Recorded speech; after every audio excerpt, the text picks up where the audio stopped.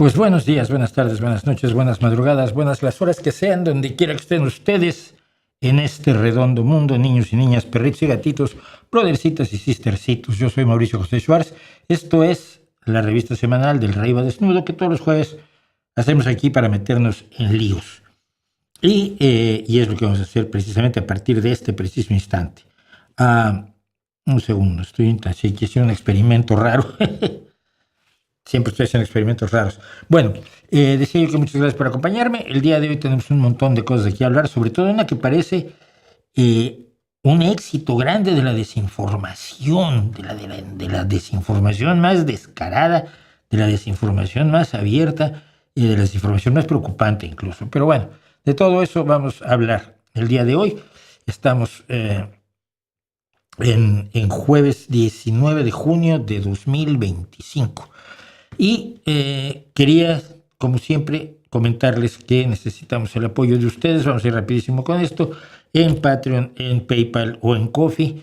Patreon está arriba a la izquierda, PayPal abajo y las descripciones están aquí abajo en la descripción del video. Y las necesitamos de todo el apoyo de ustedes dentro de lo que sea posible para seguir adelante con este canal. Hoy iba yo de broma a decir que hoy era el último streaming, pero se me hace que a alguno le da algo.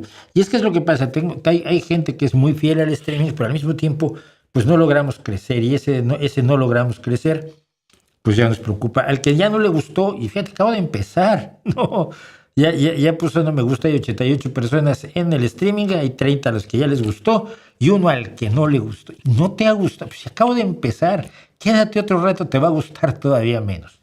¿Qué es lo que probablemente ocurra? Bueno, pues perdón, ese es el punto. El punto es que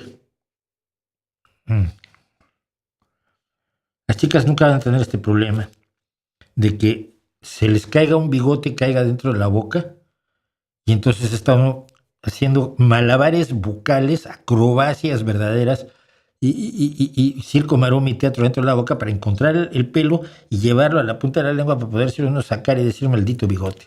Esos son los problemas que ustedes nunca van a tener, que nosotros sí vamos a tener. A menos que no tengan bigote. Ustedes sean chicos y no tengan bigote, lo cual es bastante recomendable. Pues que yo me acostumbré desde que era muy pequeño a traer barba y bigote, y una vez me los quité. Mis hijas me miraban como si hubiera yo salido de la Laguna Negra, como el monstruo de la Laguna Negra. Nunca lo volví a hacer.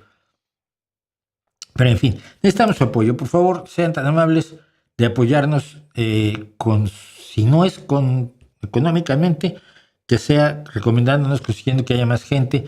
Y vuelvo a decirlo, no es porque yo sea ningún genio, no es porque yo sea muy especial, es porque los temas que tratamos aquí y la forma en que los tratamos, no creo que los encuentre usted en otro lado.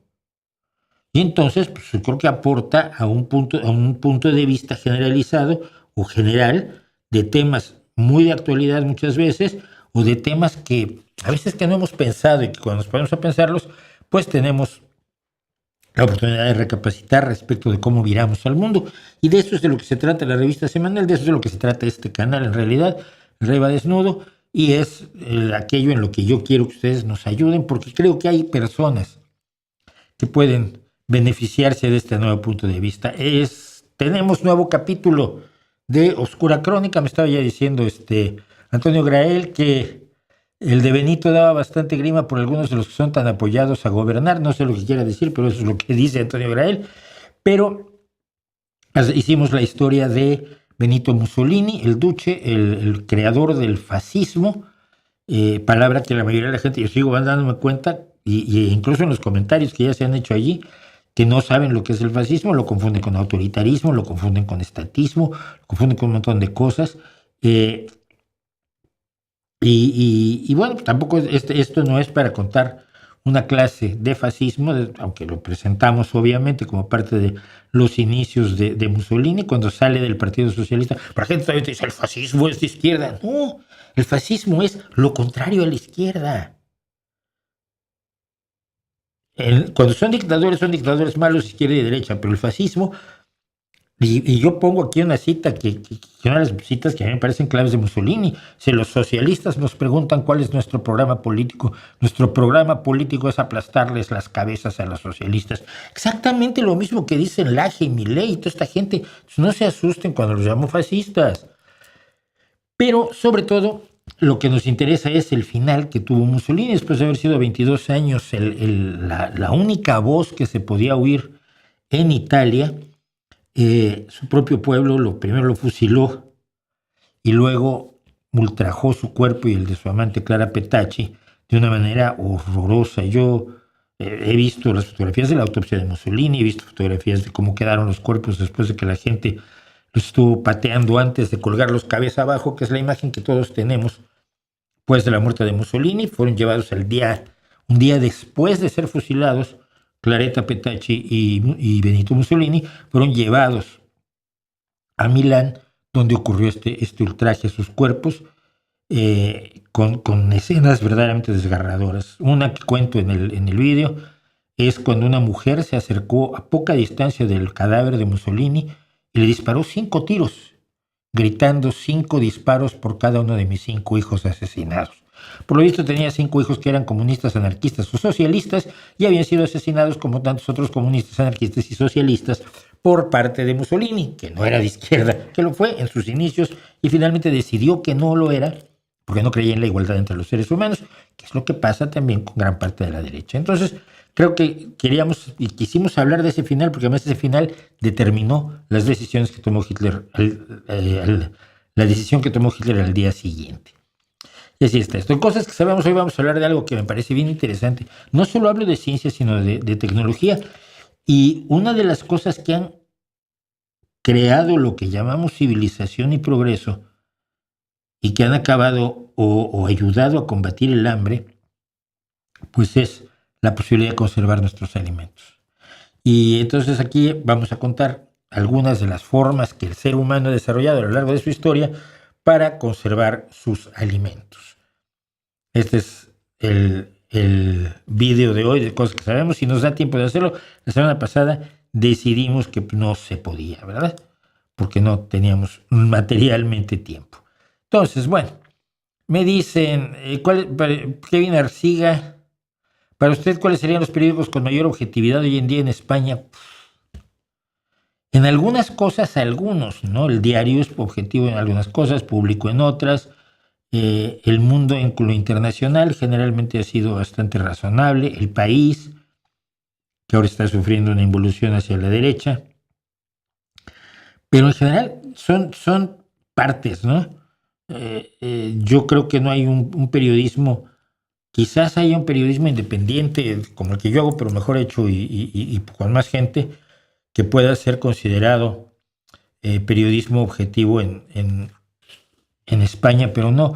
La politización, la línea política lo está acorroyendo todo. Y corroyendo no quiero decir que todos tenemos posiciones políticas, todos los seres humanos tenemos posiciones políticas y los periodistas solemos tener una posición ideológica o una u otra, cada quien la suya, pero cuando informo de los hechos y los datos, trato de informar de los hechos y los datos aunque no me gusten, aunque favorezcan a gente que no me gusta. Porque mi compromiso como periodista es informarle a la gente de aquello de lo que tiene que saber, no de convencerlos de nada. Si algunas de las cosas que digo les resultan convincentes en términos de una izquierda democrática, defensora de la libertad, la justicia y la solidaridad, pues es porque así es, pero no porque mi trabajo sea el de un propagandista, que no lo es. Entonces, no creo que haya periódicos muy objetivos. El New York Times para mí sigue siendo hasta este momento el periódico más serio que hay en el mundo. Y en este momento es el único, o sea, leo muchos periódicos, leo cosas de muchos periódicos, pero al final siempre recalo. Me gusta mucho el trabajo en general de las cadenas estadounidenses, de noticias, porque no están al servicio de otra cosa que del espectador, que es el que importa, usted y yo, los que nos cuentan las historias, ¿no?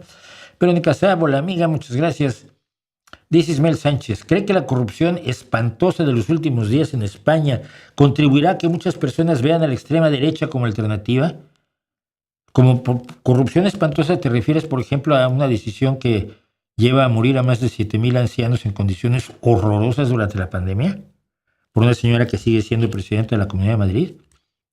¿O te refieres como espantosa corrupción al Maserati y al piso en la Castellana que tiene esa misma presidenta de Madrid que no ha rendido cuentas por ninguna de sus barbaridades? ¿O te refieres a la corrupción de la relación que tiene con la empresa de sanidad privada Quirón, a la cual ha favorecido desde su posición como presidenta de la Comunidad de Madrid? ¿Te refieres a eso como espantosa corrupción? ¿O te refieres a los 1.500 millones de euros que se han trasvasado de la sanidad pública a la sanidad privada en Andalucía? No. O bien, podrías referirte a todos los contratos que le han dado a la hermana de Feijóo en Galicia. ¿Eso es lo que te parece una espantosa corrupción? ¿O te parece espantosa corrupción que un presidente de una comunidad desaparezca durante una tarde con una dama y no se sepa dónde estuvo mientras se ahogaban sus conciudadanos? Como es el caso de Mazón, el presidente de la Comunidad Valenciana, del PP, que no ha dado ni ha renunciado, ni ha sido echado del partido por 300 muertos. ¿A quién le importa? O sea, que no le importan los 300 muertos. ¿Es lo que llamas tú espantosa corrupción? ¿O hablas de 50,000 euros en comisiones por parte de unos traidores? Porque si eso es lo que te parece corrupción espantosa y lo demás no, más todo lo que te puede contar que está pasando por el resto de España en manos del único partido que ha sido condenado como organización criminal, es el Partido Popular. No, igual estás hablando de la financiación irregular de Vox, por la que nadie en Vox ha rendido cuentas, ni mucho menos ha renunciado, ni se ha ido, ni ha sido echado del partido. ¿Será de eso de lo que estás hablando? Porque eso es una corrupción espantosa y la hace la derecha, una derecha que cada vez es más ultraderecha, la del PP, y la hace la ultraderecha. Entonces, ¿a qué te refieres? ¿Te refieres a lo que está pasando en el PSOE? Porque viene mucho al caso. Pues bien, vamos a hablar del escándalo del PSOE. Mira, no. Tengo que cambiar este título, porque este título debería decir, y vamos a cambiarlo ahora mismo para que presida sobre lo que vamos a decir, escándalo en el PSOE. ¿Verdad? Eso es lo que a ti te preocupa, el escándalo en el PSOE. Te preocupa que se ha sabido que 3 personas cometieron actos de corrupción cobrando comisiones por entregar contratos públicos, que es la forma más elemental, común y corriente de la corrupción en la política de todo el mundo. Haces un concurso para poner una carretera y de pronto llegan los fabricantes, los constructores, de la carretera y te dicen, yo te doy el 20% si me das el contrato a mí, y otro dice, pues yo te doy el 25% y te presento unas amigas que son muy simpáticas, y otro dice, pues yo te doy el 18%, pero te presto mi casa para que te vayas los fines de semana con tu mujer. O te regalan unas botellas, o en fin. Eso es la corrupción habitual en política, muy difícil de desterrar efectivamente. ¿Qué ocurrió? Que en el PSOE estalló el caso del que era el ministro de Transportes, Ábalos.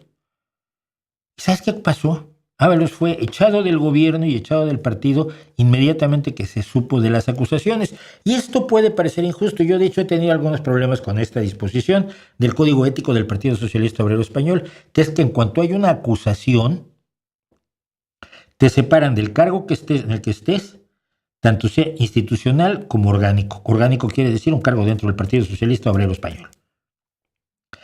Y te echan, y luego ya, si resultabas inocente, pues ya regresas. Esto me ha parecido un poco injusto, pero fue una determinación que se tomó en Congreso, porque los socialistas hacemos congresos, como una forma precisamente de evitar la connivencia con las personas acusadas de corrupción. No sé cómo Isabel Díaz Ayuso, como la hermana de Feijóo, o como Mazón, o como tantos y tantos otros cargos del PP que nunca se han ido del PP cuando los descubren y están en la cárcel y están en el PP, como es el caso de Bárcenas. Es verdaderamente de locos. 30 años tiene. Entonces Ábalos fue apartado, pero se supo que su chofer era ahí el que movía las cosas y un sujeto bastante siniestro, Coldo. De hecho, el caso se llama el caso Coldo. Y hace unos días estalló el escándalo porque se descubrió, o por lo menos eso dicen los documentos que dice tener la UCO, que el secretario de organización del Partido Socialista Obrero Español, Santos Cerdán, que no tiene puesto en el gobierno, estaba implicado en el desmadre de las comisiones ilegales. Y entonces Santos Cerdán fue inmediatamente echado. Es diputado, eso sí, y se le pidió su acta de diputado y se le pidió que se fuera del partido, mientras responde a las acusaciones que se han hecho. Esa es la escandalosísima, horrorosa, espantosa corrupción. Ya, te voy a decir por dónde andan las cosas. Hoy sale la noticia de que Tellado, que es el portavoz del Partido Popular en el Congreso de los Diputados y el hombre de confianza, la mano derecha de Feijóo, el secretario general del Partido Popular, le habría ofrecido beneficios judiciales y trabajo a cambio de grabar al PSOE. Te voy a dejar la vida resuelta, dijo este diputado del PP a Coldo, según los datos que están saliendo, porque están saliendo apenas los datos. Hay mucha gente que ya quiere condenas y decisiones y apenas estamos enterándonos de lo que pasó. El puro informe de la OCU tiene 400 páginas y nadie de los que hoy quieren linchar a alguien se ha leído las 400 páginas del informe de la OCU. Bueno. Los audios que guarda el ex asesor de Ábalos, es decir, Coldo, en la nube figura la relación con la mano derecha de Feijóo desde 2020. Ayer se hablaba de que Coldo era un topo introducido por la derecha para reventar al Partido Socialista Obrero Español. ¿Es cierto o no es cierto? Yo qué sé. No lo sabemos, pero cualquiera que esté ya sacando conclusiones y diciéndole a usted que el PSOE está corrompido a fondo, pues está mintiendo, porque no hay datos que vayan más allá de esos 3, quizás 5, 10 personas, y dudo que llegue a 10, pero que son corruptos que hay en todos los partidos. La diferencia no es que haya o no corruptos, la diferencia es si los mantienes, si los defiendes, si pagas sus abogados, si te pones detrás de ellos y te niegas a que rindan cuentas ante la ciudadanía, o si das un paso atrás, los echas del partido, los echas del gobierno y pides, como ha pedido el Partido Socialista Obrero Español, una auditoría externa de las cuentas del partido a ver hasta dónde llega la influencia maligna de estos traidores. Pues son los traidores. Y cuando alguien traiciona a otro, la víctima es el traicionado, no es el culpable el traicionado, ¿vale? Te voy a hablar más de eso ahora, pero bueno. Precisamente te voy a hablar más de eso porque en mi Substack, que tengo un Substack donde he hablado de distintos temas y que suelo algunos de ellos leerlos aquí, escribí algo que creo que viene al caso ahora.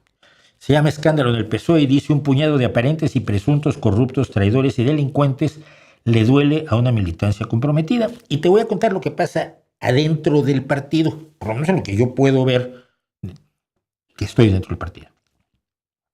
Primero que nada, debo decir que me parece enormemente extraño que se haya descubierto un puñado de traidores dañando a todo un partido y a todo un proyecto y que la culpa sea de los traicionados.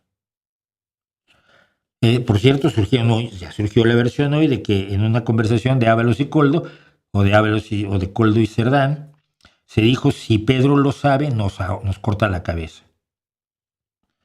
Porque hay gente que ya está a la ultraderecha pintarrajeando las sedes del Partido Socialista Obrero Español, escribiendo Pedro Sánchez ladrón, cuando no hay ninguna prueba que implique a Pedro Sánchez. Pero no fueron a pintarrajear las sedes del PP cuando se habla de 7,000 y tantos muertos de Isabel Díaz Ayuso.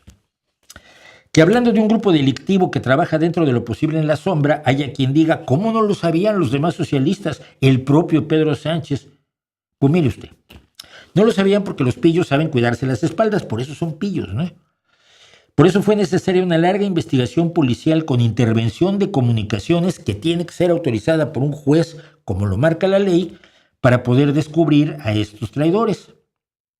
Cualquiera con dos dedos de frente sabe que ningún compañero subordinado o jefe de un delincuente en un partido, empresa, oficina de gobierno, ONG, federación deportiva, lo que usted quiera, tiene la capacidad de actuar como policía y ponerse a vigilarle las llamadas telefónicas a sus subordinados.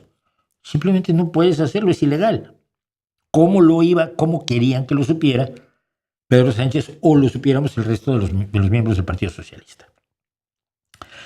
Esto quizás es lo que hay un indigesto fuera de lugar. El Partido Socialista Obrero Español, su secretario general, sus compañeros, toda la militancia entre la que me cuento, fuimos traicionados, engañados, víctimas de abuso y puestos en la picota por un grupúsculo de simuladores, estafadores bien organizados, trileros de la política. Somos las víctimas, no los culpables. Dicho eso, le quiero contar lo que está pasando entre las víctimas, que en todo caso es lo importante. Dentro del Partido Socialista Obrero Español hay un enorme enfado por parte de los militantes de base como yo, que no tenemos puestos ni nada y participamos como cualquier persona. Hay un clamor intenso para que se haga claridad, porque se ha puesto en la picota todo lo que el partido representa para sus militantes, sus principios, su historia y los logros de estos 7 años de gobierno que son innegables en cuanto a lo económico y lo social. Los socialistas quieren explicaciones y soluciones y se las están pidiendo a su secretario general, que es precisamente Pedro Sánchez. Entre otras cosas, exigen explicaciones y soluciones con todo derecho y de viva voz, nadie se está ocultando, porque el Partido Socialista Obrero Español es su partido. No es propiedad de una cúpula, no es un lugar para callar, es un lugar para exigir. Es un partido transversal donde cada asamblea de cada agrupación, en cada ciudad y cada municipio de este país, todos los militantes valen igual, tienen el mismo derecho a hablar y su voto vale exactamente lo mismo. Llámese José Luis Rodríguez Zapatero, o sea, el último zapatero remendón que queda en la ciudad, que los hay. Deberán ocurrir cosas en el Partido Socialista Obrero Español y es asunto de la militancia, de toda la militancia, no de los críticos en los medios, decidir qué cosas van a ocurrir. Ya se verá. Pero si confiamos en la democracia, deberemos aceptar las decisiones de la mayoría, nos gusten o no. Que no le parezca esto extraño a usted. Yo mismo he trabajado por candidaturas perdedoras dentro del partido, a nivel municipal, a nivel regional y a nivel nacional. Pero una vez que se conoce la voluntad de los compañeros, es decir, la mayoría de votos, uno la asume como la mejor solución y no se pasa la vida resumando bilis por haber perdido. En democracia se aprende a perder o se vive en la amargura. Y si no, pregúnteselo usted a Núñez Feijóo. Y hablando del amigo del narcotraficante Marcial Dorado, Alberto Núñez Feijóo, no puedo sino pensar cómo los militantes del PP siempre cobijan y aplauden a sus pillos, a sus bárcenas, a sus semerrajoyes, a sus masones y sus ayusos y sus morenos, con sus 1.500 millones de euros desviados de la sanidad pública, y sus Maseratis y sus pisos en la Castellana y sus paseos en barco de narco como Marco para una secretaría general. Es como si los militantes del PP supieran que así es su partido, que es lo normal, que es de esperarse que sean los pillos, que seguro tendrán delincuentes bien conocidos, incluso con muertes que explicar, sean de residencias de mayores o de inundaciones desatendidas, sin contar el Yakolevic, sin contar todas las historias que en el pasado han ido sumando cadáveres en la cuenta del PP. Sin contar los millones de las arcas públicas con los que se multiplican las cuentas bancarias de los líderes. Fíjese usted, por ejemplo, Alberto Núñez Feijóo ha aumentado en 600,000 euros su patrimonio desde que se sustituyó a Casado hace 2 años y 2 meses, que es una asombrosa hazaña financiera si uno tiene en cuenta que su salario anual es de 113,683 euros con 8 céntimos. Es decir, ha ganado algo más de 227,000 euros y su patrimonio ha aumentado en 600,000. Es que son muy buenos para los negocios. Se multiplican como los panes y los peces por mero milagro estas cosas. Para los militantes del PP, que no dudo que los hay sinceramente creyentes en el santoral pseudoliberal de Mises, Hayek, Rand, Friedman y Milley, el silencio es la respuesta cada que uno de los suyos es pillado con la mano dentro del tarro de las galletas.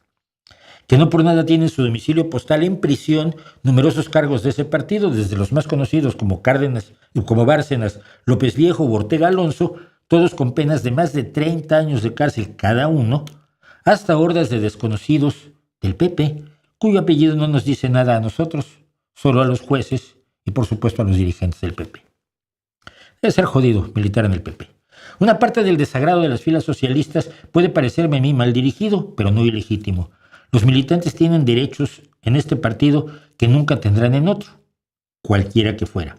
Y ese no deja de ser uno de los síntomas de la salud democrática del partido, del compromiso de sus militantes con unas ideas que se llaman principios, precisamente porque nada va antes que ellos. Y en defensa de esos principios, los militantes están hablando, están dialogando, están expresando desencanto, enfado, desesperación. Porque no olvide usted que sí, estamos hablando de un puñado de presuntos y aparentes pillos, traidores, corruptos, sujetos despreciables y carne de presidio de probarse cuanto se ha dicho. Pero son muy distintos de la vastísima mayoría de militantes, cargos públicos, cargos del partido, compañeros que hacen el trabajo duro en el Partido Socialista.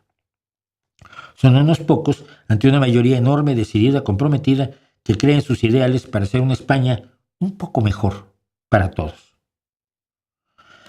Y en esa vastísima mayoría, no lo olvide usted tampoco, es la que ha conseguido en estos 7 años mejorar la situación económica, de empleo, de prestigio internacional y de proyección de España.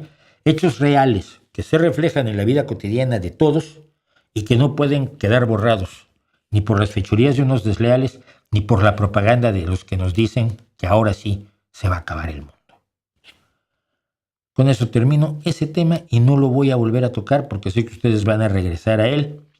Sobre todo los que vienen por aquí siempre, pues hombre, con el interés de ver si me revientan un poco a mí, como si con ello le hicieran daño al PSOE, donde soy el último de los últimos monos. Solo soy un militante de base. Bueno. Corrupción espantosa.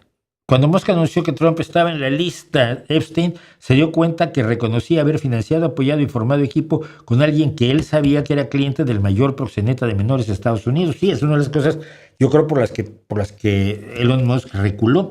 No sé si sea el mayor proxeneta de menores en Estados Unidos, sobre todo que estamos llevando el caso de Diddy, de Puff Daddy, no me acuerdo cómo se llama, el rapero, productor musical y ultramillonario, que está siendo juzgado en estos momentos por cosas tan brutales, tan preocupantes, tan horribles como las de Epstein. Entonces,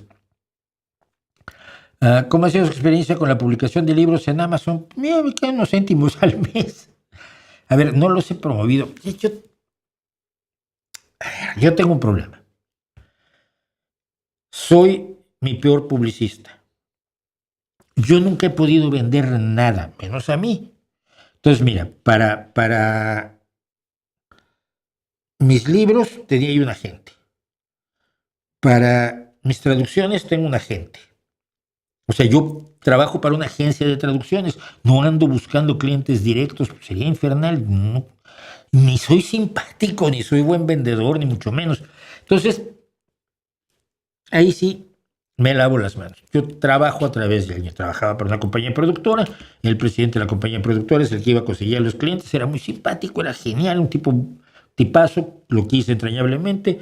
Pero yo no iba a buscar a los clientes. Yo hacía los programas, hacía la producción. Entonces, para obtener éxito en Amazon tienes que promoverte muy bien. Tienes que saber lo que haces y tienes que hacer relaciones públicas. Y yo soy malísimo para las relaciones públicas. Yo dejo que mi trabajo hable por mí, pero si tengo que sonreírle a gente a la que no le quiero sonreír para que mi trabajo brille, pues mira, no sonrío. Y quizás por eso en México nunca estuve en la televisión y siempre estuve en publicaciones, bueno, Excelsior o el Universal no, pero en espacios, incluso dentro de esas publicaciones, pues espacios menores. O sea, estaba yo en cultura, hacía algo de comentario político. Cuando hice comentario político de calado, lo hacía en medios más bien desconocidos como el Diario de México o Jueves de Excelsior. Y entonces esa es la historia, nada más. No tengo capacidad de venderme. Entonces, quizás otros tengan una mejor solución en la publicación de sus libros en Amazon de la que tengo yo. Acabo de publicar mi última... ¿Fue la última novela? No. Acabo de publicar mi penúltima novela en Amazon después de añísimos de que lo estuve prometiendo, La música de los perros.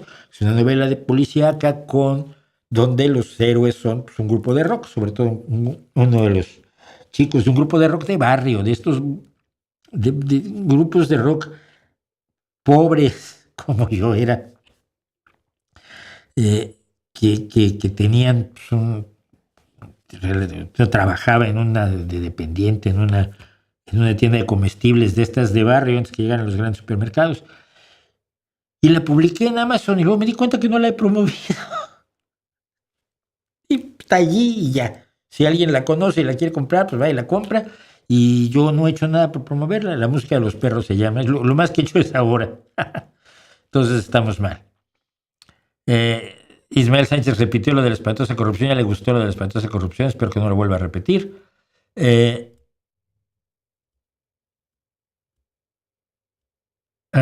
No. ¿Es justificable la invasión de Irán por parte del criminal de guerra Netanyahu? Mira, este es uno de los casos más espinosos que te puedes echar a la cara. El régimen de Irán es profundamente despreciable. Es absolutamente asqueroso. La existencia del régimen de Irán y el hecho de que haya trabajado para él Pablo Iglesias durante 7 largos años es una de las razones que me hace afirmar que Podemos no tiene autoridad moral para criticar absolutamente a nadie. Absolutamente a nadie. Cuando ha servido a ayatolas que asesinan a cientos de personas al año, que mantienen a las mujeres entre las peores condiciones en que están las mujeres en el mundo, donde no existe la democracia. Y luego vienes a hablarme de democracia, España y de feminismo. Mira, vete a la mierda. Irán es absolutamente despreciable. Yo conozco a Masih Alinejad, una de las mujeres que luchan en contra del régimen islámico. Han intentado matarla. Hace poco se descubrió un complot organizado desde Teherán para asesinarla en Nueva York. Le he traducido cosas a Masih Alinejad. La respeto enormemente. Entonces yo estaría encantado que cayera el régimen de Irán. Creo que tirarlo desde Israel con bombas no es precisamente una buena solución. Te voy a decir por qué. Porque la gente en Irán, la gente que está en contra del propio régimen de los sangrientos ayatolas, no está sintiendo que los están liberando los ayatolas, están sintiendo que el enemigo los está atacando. Y es un enemigo al que el régimen de los ayatolas, desde 1979, cuando toman el poder, 89, 99, 09, 19 y 6 años más, 46 años, les ha dicho que Israel debe ser destruido. Y que los israelíes y todos los judíos del mundo son Satanás, junto con Estados Unidos. Si tú le has enseñado eso a una población durante 46 años, ¿qué esperanza tienes que esa población agradezca que lo liberen esos a los que les han enseñado que son unos verdaderos demonios? Entonces, no, realmente no creo que sea justificable, sobre todo porque no va a conseguir el resultado. Si lograra derrocar el régimen absolutamente vomitivo de Jamenei, sería sustituido por otro similar, por otro cuya palanca sea el odio a Israel, el odio a los judíos y el odio a los Estados Unidos. Death to America, muerte a los Estados Unidos de América. Entonces, allí no creo que realmente la idea de sustituir el régimen pueda funcionar. No sé hasta dónde se llegue, no tengo una bola de cristal, pero creo que no es una buena idea. Y menos es una buena idea que Estados Unidos intervenga. La destrucción del aparente poder nuclear que ha seguido desarrollando Irán, en gran medida es culpa de Donald Trump. Se había hecho un acuerdo donde Irán obtenía una serie de beneficios a cambio de suspender su programa para la construcción de una bomba atómica con la que el entonces presidente Ahmadinejad deseaba obliterar a Israel, convertir absolutamente en un páramo radiactivo todo lo que hoy es el Estado de Israel. Y esto iba muy bien hasta que cuando llegó Donald Trump hace 8 años, rompió el tratado el acuerdo sobre proliferación nuclear con Irán, ¿no?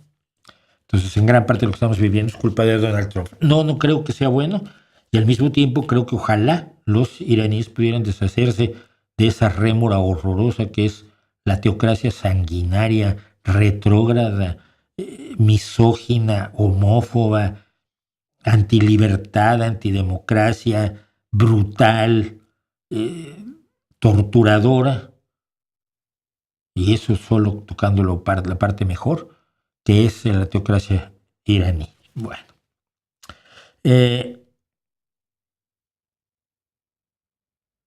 ¿Qué opina de la gestión del presidente de Guatemala, Bernardo Arévalo? No tengo datos, no te puedo responder. Mauricio, has generado una rutina nueva en mi vida con tus vídeos, gracias, dice Alavina Palermo, y me manda un superchat, muchísimas gracias. Sí, lo siento por interferir en tu existencia. Moisés Recillas, apoyo total a Israel, pues fíjate que qué mal, me das mucho asco y te baneo. Te voy a decir por qué, porque no puedes estar apoyando el asesinato de niños a mansalva que está haciendo Israel, simplemente no es aceptable. ¿Cómo valora la figura de Deng Xiaoping tenido como un modernizador de la China de Mao? No es tenido como. Deng Xiaoping se da cuenta de que la historia esta de la economía socialista a la manera marxista, la economía marxista, llamémosle así, no funcionaba y no iba a funcionar. Y todo intento por hacerla funcionar había resultado en tragedias tan horrorosas como el Gran Salto Adelante. Entonces Deng Xiaoping se inventa el comunismo a la China, es decir, capitalismo socialista. Capitalismo donde yo dejo que los empresarios emprendan siempre y cuando me sean absolutamente leales. Es un poco la mafia de la oligarquía rusa, pero con mucho mayor control por parte del partido. Deng Xiaoping vio una salida económica para China después de la ruina de Mao, pero no había una salida política. Entonces, el Partido Comunista Chino sigue siendo profundamente comunista en sus convicciones marxistas-leninistas, salvo que en la parte de la economía pues aflojaron, porque al aflojar se podía crear más riqueza. Pero cada empresa china puede ser destruida en un instante si Xi Jinping hace así. Es decir, no hay una libertad de empresa como la que luego te quieren vender los libertarianos, porque están totalmente sometidos a la égida del Partido Comunista Chino.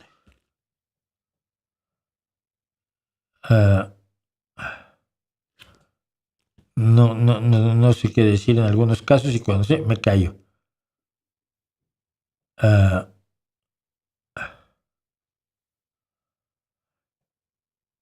Los latinoamericanos somos la mayoría de tu público. Sí, bueno, pero evidentemente, a ver, España somos muy poquitos millones, somos 50 millones, me parece, en España, y América Latina pues, somos 500 millones, entonces es lógico. Pues tengo una gran cantidad de público en Estados Unidos, sobre todo, me llama muchísimo la atención. Y luego, bueno, hay gente que en Ámsterdam bien. Había uno en Ho Chi Minh City, pero se enojó conmigo ya, porque no le seguí el apunte, ¿no? Mi boca me mete en líos constantemente porque digo lo que pienso, no ando quedando bien con nadie. Yo soy lo opuesto a aquella vieja canción de los prisioneros que decía nunca quedas mal con nadie, nunca quedas mal con nadie. Yo nunca quedo bien con nadie, yo no soy bien quedadista. Lo siento. Saludos desde Perú, precisamente, fíjate, dice configurador. Al electorado de izquierdas le duele la corrupción mucho más que al de la derecha. Sí, por supuesto, el de la derecha está acostumbrado. Son los pillos los suyos siempre. Lamentable la muerte de Sly Stone y el gran Brian Wilson. Mauricio, canciones que recomiendes de ambos. Yo no, toda la onda funk a mí nunca me gustó. Sly and the Family Stone tenía unas cosas muy, muy interesantes, pero no es la música que yo... No te puedo decir una canción de Sly and the Family Stone ahora. Fíjate, estuvieron incluso en Woodstock, creo. Pero de Brian Wilson te puedo decir por lo menos 3. Para muchas personas, no forzosamente para mí, God Only Knows es la mejor canción de rock que se ha escrito. Su profundidad musical. Para mí el problema con Brian Wilson son las letras. God Only Knows es una gran canción de amor, pero es solo una canción de amor. Pero musicalmente, los contrapuntos que tiene y las salidas y los cambios, es absolutamente espectacular. A Paul McCartney lo enloquecía. God Only Knows. ¿Cuál era la otra? Es que el otro día estuve oyendo precisamente la música de Brian Wilson, pero hay una canción.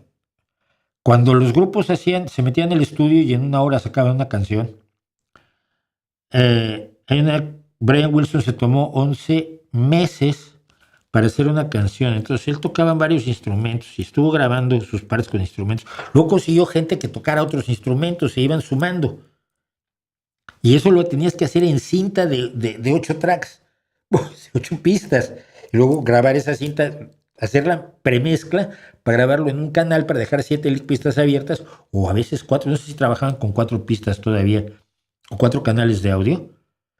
Tenías que hacer la premezcla para meterlo en un canal y luego poder grabar otras cosas en el otro canal. Era horroroso, era tremendo. Yo llegué a editar cinta magnética con regleta y navaja de afeitar.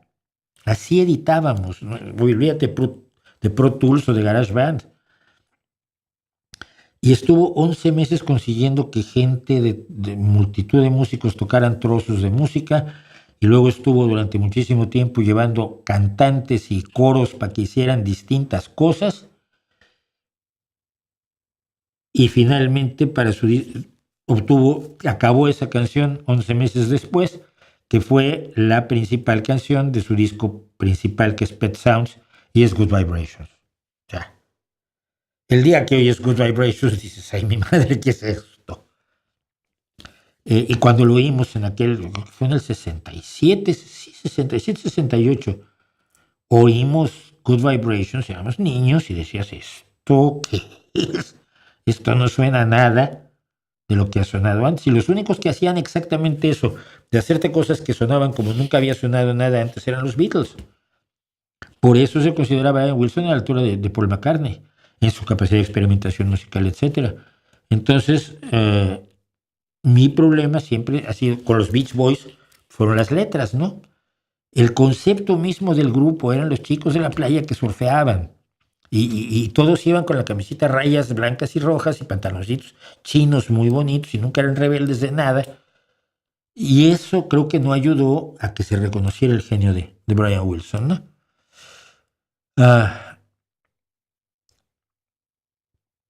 ¿Qué opinas de ese clip viral que incluso la Deutsche Welle ha compartido, en donde Tucker Carlson increpa a Ted Cruz sobre desear la guerra con Irán sin saber nada del país? Yo siento que es fundamentalmente un truco retórico por supuesto, de Tucker Carlson para defender a Rusia. ¿Y por qué tiene que ver Rusia? Bueno, mira, es que Rusia es el gran aliado de Irán y gran parte de las armas que está utilizando Rusia en su guerra contra Ucrania en la actualidad provienen de Irán. El eje de intereses y de apoyo compartido Rusia-Irán está allí. Cualquier ataque contra Irán es un ataque contra Rusia. Cualquier ataque contra la industria militar iraní impacta directamente en las capacidades militares de Rusia en el frente con Ucrania. Por cierto, a ver si la semana que entra, pues estoy hablando con Perestriana, el gran experto en cuestiones militares, y probablemente la semana próxima lo tengamos aquí o por ahí, o en un fondo, hablando de la situación bélica actual en el mundo. Bueno, entonces creo que Tucker Carlson fundamentalmente está defendiendo a Rusia, porque no creo que le hubiera preguntado eso a Bush. Oye, ¿tú sabes cuántos habitantes tiene Irak? No. ¿Y cuántas de esos habitantes son mujeres? Pues no sé. ¿Y cuál es la composición étnica de Irak? Tampoco. Nadie lo sabía, los grupos, los servicios de inteligencia que para eso están. Pues no lo sabía George Bush. Entonces, es un truco retórico y se aprovecha además de que Ted Cruz no es el cuchillo más afilado del cajón. ¿Ok? No es la bombilla más brillante del arbolito de Navidad. Y se aprovecha, como siempre ha sido un tipo arrogante, Tucker Carlson. Pero no me parece que, si a mí yo digo, oye, mira, hay que tirar a Kim Jong-un, creo que debe ser derrocado. Pero ¿cuántas personas viven en Corea? Yo qué sé, todos son víctimas. ¿Y cuál es la composición étnica de los distintos grupos culturales, históricos, tampoco tengo idea, ni tengo por qué tenerla. Mi problema es la dictadura. Y en el caso de Ted Cruz, yo creo de Ted Cruz ni siquiera eso lo tiene muy claro que digamos, y entonces pues es muy fácil. Yo lo veo como ir con un niño y quitarle el helado y patearlo. ¿Que le vas a aplaudir eso a Tucker Carlson? Pues no creo, ¿no?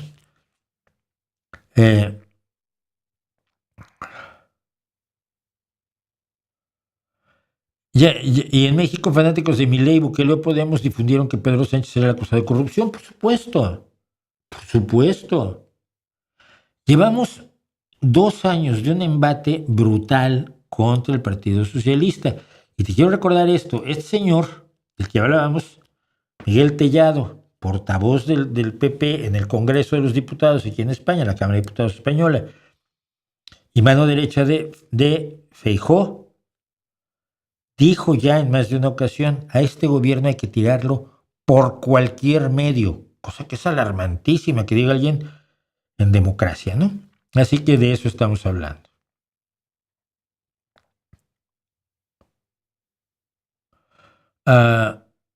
Israel está al margen del derecho internacional. ¿Quién lo detiene? La única forma de detenerlo es, y lo vuelvo a repetir, la situación para Europa es enormemente complicada. Europa ha sostenido a Israel primero que nada por la culpa europea que todavía se tiene por los acontecimientos de la Segunda Guerra Mundial. Por otro lado, porque Israel es la única democracia liberal que hay en el Medio Oriente. Una democracia liberal que cuando Hamás bombardea Tel Aviv, los israelíes árabes y palestinos que viven en Israel se refugian en las sinagogas que tienen protección antibombas. Porque las sinagogas en Israel, muchas tienen debajo refugios antiaéreos. Y allí van los árabes y palestinos israelíes que tienen representación en el Parlamento.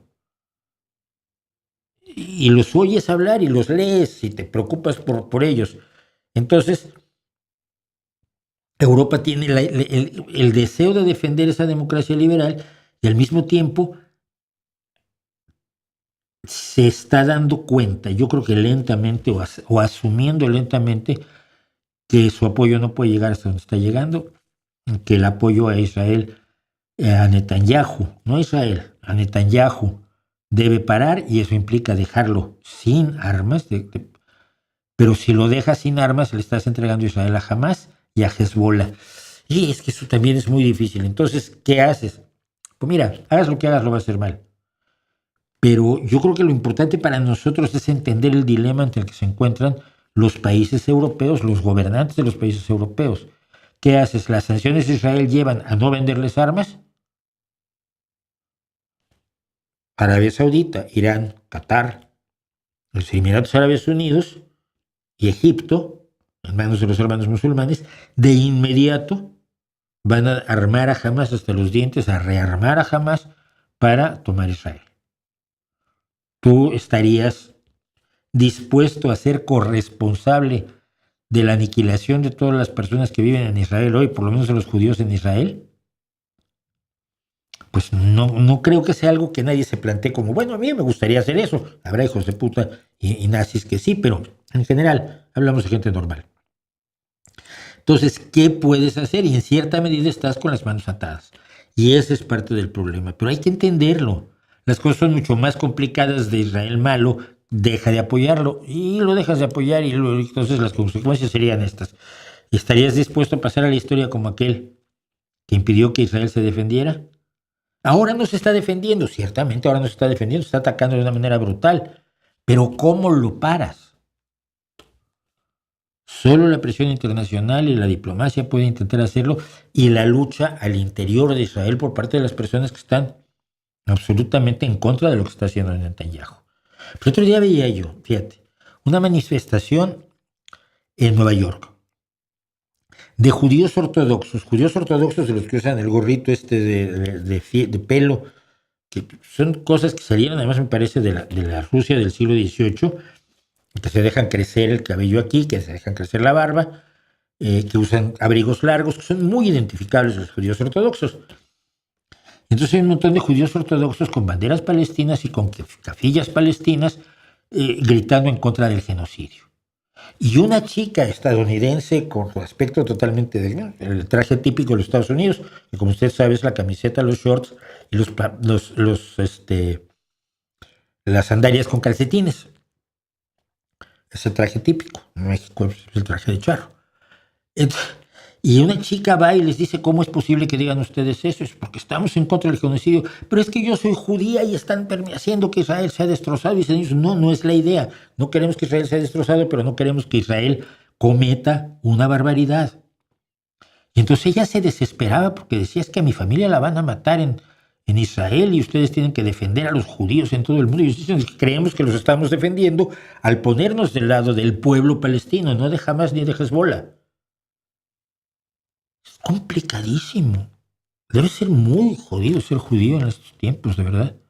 Así que, por favor, vamos a tratar de entender la complejidad que siempre ha tenido el tema de Oriente Medio. Pero no desde hoy, desde tiempos del Imperio Otomano.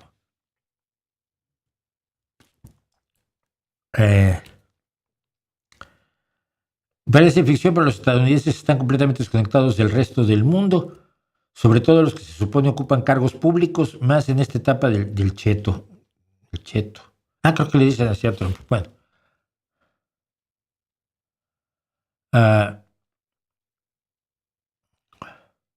Justificas la defensa de Ucrania por la invasión de Rusia, pero no así a Irán por defenderse de la agresión de Israel. ¿No oíste nada de lo que dije? ¿No oíste nada de lo que dije? Madre mía. Ahora resulta que no defiendo, no justifico que Irán se defienda del ataque israelí. ¿Cuándo dije eso? Irán reacciona al ataque israelí atacando a Israel. Sí, son ataques militares a ambos lados. Pero Israel no ha invadido Irán primero. Sus ataques han sido bastante localizados a personas que se ha cargado a científicos nucleares junto con sus familias, lo que es aterrador, y a espacios de infraestructura. Irán no ha sido atacado con la virulencia y desprecio por la vida humana por la que está siendo atacado Gaza. No mezclemos cosas, por favor. Madre mía.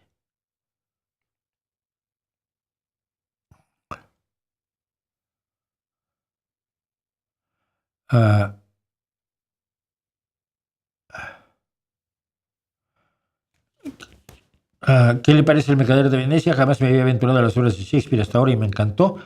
Sí, adelante. Cuando llegues a Ricardo III vas a flipar. Vas a flashear. Vas a flashear cuando llegues a Ricardo III. Que es para mí una de las mejores obras de teatro de la historia de la humanidad. Reveladoras y exploradoras de aspectos muy peculiares del poder y de la seguridad en sí mismo que puede tener un ser humano. Es brutal. ¿Crees que es válida la tipificación de feminicidio? Sí, es válida. La gente la usa mal, pero el feminicidio es aquel asesinato que si la víctima no hubiera sido mujer no se habría cometido. ¿Sí? Aquel en el que la motivación fundamental o la justificación fundamental del delito que se comete es que la víctima es mujer. La secuestraron, la violaron y la mataron. Eso no se lo hacen a chicos generalmente. Habrá algún caso aislado, pero esto es algo que pasa constantemente. Los asesinos en serie que van sobre mujeres, que van sobre prostitutas, que van sobre niñas. Y todo ello es solamente porque pertenecen al sexo femenino. Entonces, evidentemente, las motivaciones son distintas y la tipificación es correcta. Sí, el feminicidio me parece correcto. Otra cosa es mataron a una mujer durante un asalto al bancario y tiraron tiros y mataron a 2 cajeros. Uno de ellos era mujer. ¿Es feminicidio? No, no lo es. Pero está muy bien tipificado, por lo menos en la legislación europea que yo conozco, ¿no?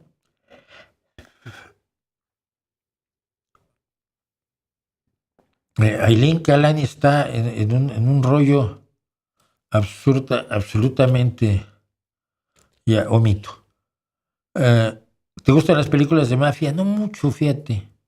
Fue la última que vi, creo que fue Scarface, ¿no?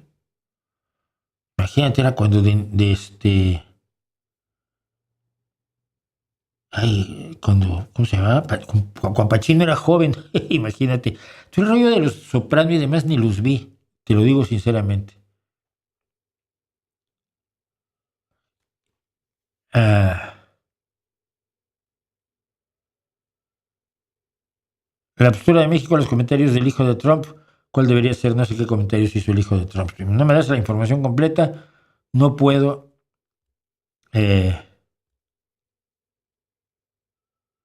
Radio de onda corta nunca hice, fíjate, por ejemplo. No me cómo es Europa si no viven en Europa, por lo menos no han vivido en Europa. Ah,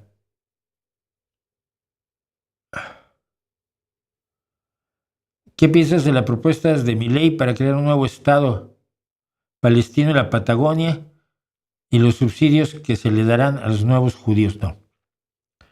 No creo que haya una propuesta así de Milei, creo que alguien está refriteando el plan Andinia, que es una conspiranoia de la ultraderecha antisemita de hace más de 100 años, y vi por ahí estos días que ha resurgido el plan Andinia, pero no tiene nada que ver con que sea un proyecto de Milei, ni mucho menos, ¿eh?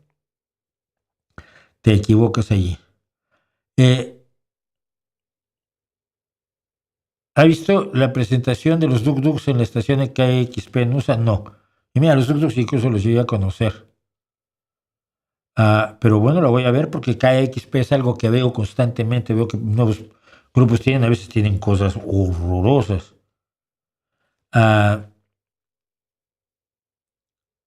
Bueno, quería contar esto porque pertenece a o es parte del trabajo de una persona que lo vi, me llamó la atención y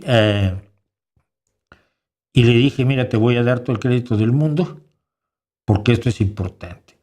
Porque Cuauhtémoc Contreras, que en Twitter es Design Temo, Temos les decimos a los Cuauhtémocs en México, y Design, pues de que debe ser diseñador, me imagino que es diseñador, me decía, el pasado 15 de junio decía en Twitter, llevo un par de años documentando este fraude, hoy pusieron esto en la puerta de mi casa, es solo una de las formas de charlatanería que se han generado desde la Universidad de Chapingo, que también tiene trabajo serio. Y para explicar esto, es necesario que usted sepa, y creo que no lo sabe, o no es fácil que lo sepa, que la Universidad de Chapingo era una escuela nacional hasta cuando yo era joven, que es escuela de agricultura o de especialidades agropecuarias diversas. Lo que le pusieron a Cuauhtémoc Contreras fue esto. A ver, creo que está cargando. Sí. Aviso único día. Sistema cuántico le invita a realizarse el análisis que le da la lectura a más de 30 elementos del cuerpo humano por medio de un escaneo cuántico bioeléctrico. Este próximo lunes 16 de junio de 2025, de 9 a.m. a 4 p.m. en el Mercado Campestre Aragón, ubicado en Avenida bla bla bla. Estaremos dentro del mercado, junto a los locales que venden pollo. En un solo análisis se le escanean más de 30 elementos del cuerpo por medio de sus células, cerebro, corazón, vesícula biliar, hígado, páncreas, intestinos, bla, bla, bla, bla, bla, bla. El costo del análisis por única ocasión será de 300 pesos. O sea, es como si usted toma 300 pesos y los tira por el váter, por el excusado, por el inodoro. Se entrega el resultado al momento, el cual incluye interpretación y sugerencia por egresados de Chapingo. Le recordamos que no es necesario acudir en ayunas y no es necesario agendar cita. El chiste está en que usted haga lo más importante, que es, por supuesto, darnos el dinero. Y entonces, Cuauhtémoc contaba esto en el hilo de Twitter y se los leo tal como lo dijo él. Parece en principio un fraude de poca monta, pero lo he detectado en prácticamente toda la ciudad y sus campañas son constantes y consistentes. El negocio les está funcionando. Chapingo también es un centro de promoción de la homeopatía. Llevan años trabajando en lo que llaman agrohomeopatía. Sí, pero años y décadas. Chapingo se volvió un centro de todo tipo de charlatanería, independientemente de que es un centro de ciencias de la agricultura, de la ganadería, de la genética, de la mejora de especies, etcétera, etcétera. Pero Chapingo llegó a ser antitransgénicos, que me parece el colmo. Continúo con lo que dice Cuauhtémoc. Como parte de una política interna que también se usa en el IPN, promueven que sus egresados desarrollen y vendan productos milagro y los desarrollen como actividad comercial. Y esto es cierto. Si usted recuerda, cada rato el Instituto de Política Nacional saca un gran descubrimiento de algunos de sus alumnos con los que se va a revolucionar el mundo y nunca pasa nada. Y si hay casos particularmente graves donde han llegado a vender vacunas homeopáticas contra la COVID. Y una de esas es esto que fue creado por el doctor en Ciencias Agrarias e investigador de la Universidad Autónoma de Chapingo, Felipe de Jesús Ruiz Espinosa, quien aseguraba haber desarrollado la fórmula a través de fluidos de un enfermo diluidos en agua y alcohol. Es decir, esto no es una vacuna ni nada. Las pseudo vacunas homeopáticas se llaman nosodes.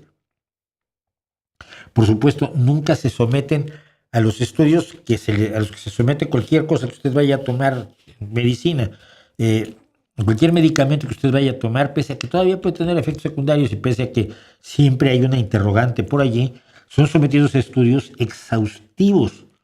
Por tanto, por cada medicamento que llega al mercado, hay miles que no llegaron por algún problema, porque resultó que para un determinado grupo de la población amplio resultaba dañino, porque era menos eficaz de lo que debía, porque tenía más efectos secundarios de los que debía, etcétera, etcétera. Eso no pasa ni en homeopatía ni en herbolaria, todo sirve, todo está muy bien, todo se lo tiene que tomar usted. Y es una vergüenza. Y es una vergüenza que algo como Chapingo, una universidad dedicada precisamente a lo más importante que es lo que nos comemos, pues haya caído en este tipo de barbaridades, ¿no? Y sin solución de continuidad, porque ya son 8:12, y porque además veo que están hablando entre ustedes y haciendo proclamas. Bueno, pero hay cosas interesantes. Mira, dice Fabián.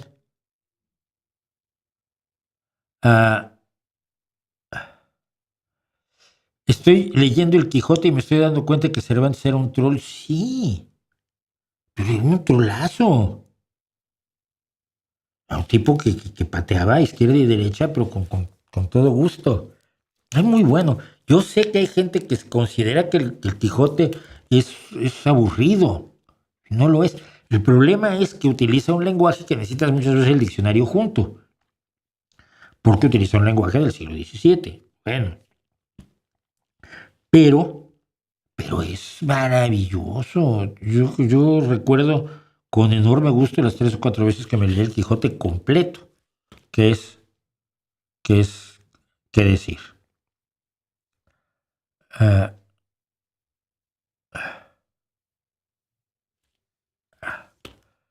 ¿Qué dices? Si México, digamos, disparara misiles a Estados Unidos, sería decapitado en unos 4 segundos, dijo Eric Trump en una entrevista. Probablemente sí. ¿Y?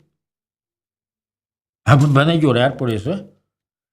Tenemos un ejército que no sirve para enfrentar al narco, un ejército que solo sirve para exaccionar y matar a la ciudadanía. Para cualquier acción militar de Estados Unidos, por de bajo nivel que sea, no está preparado el ejército mexicano. ¿Qué llanto allí? ¡Ay! Insultó a México. Los insultos a México son distintos. ¿Qué te parece Sting como músico? No me gusta mucho. No me gusta mucho Sting, nunca me gustó mucho. De Police, mi músico favorito, por supuesto, es el baterista, ¿no? Y luego de Sting me molestó mucho su pose posterior, pero bueno. ¿Por qué llamarle cuántico a todo? porque es negocio, porque es misterioso, porque suena ciencioso, no científico, ciencioso. Todo el mundo ha oído hablar de lo cuántico y todo el mundo cuando lee algo, sobre todo se lee la interpretación de Copenhague, pues cree que entiende la cuántica. Como dijo Richard Feynman, si crees que entiendes la cuántica es que no has entendido la cuántica, la mecánica cuántica. Y a la gente le impresiona, ¿no? Aunque no sepa exactamente de qué se está tratando el asunto. Es una pena. Dice Teresilla, en el IPN, una de las mejores universidades de México, tienen homeopatía como especialidad médica. No, la tienen como licenciatura médica. Siempre la han tenido y yo ya he contado que yo alguna vez hablé con algún director del Politécnico cuando teníamos nuestro grupo de editorialistas que desayunábamos los miércoles y fue Oscar, que era rector del Politécnico, y le preguntamos sobre la escuela de homeopatía y dijo que era intocable porque mucha gente en el poder la apoyaba en aquel entonces. Me imagino que es igual ahora.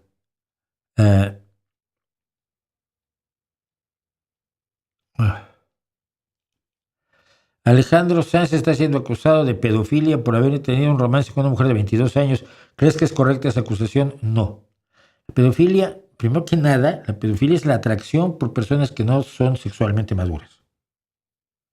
Y no es un delito, es una parafilia, es un problema. Pero no, el delito es actuar sobre esa filia, entonces ya no es pedofilia, sino es pederastia. Una mujer de 22 años no lo es.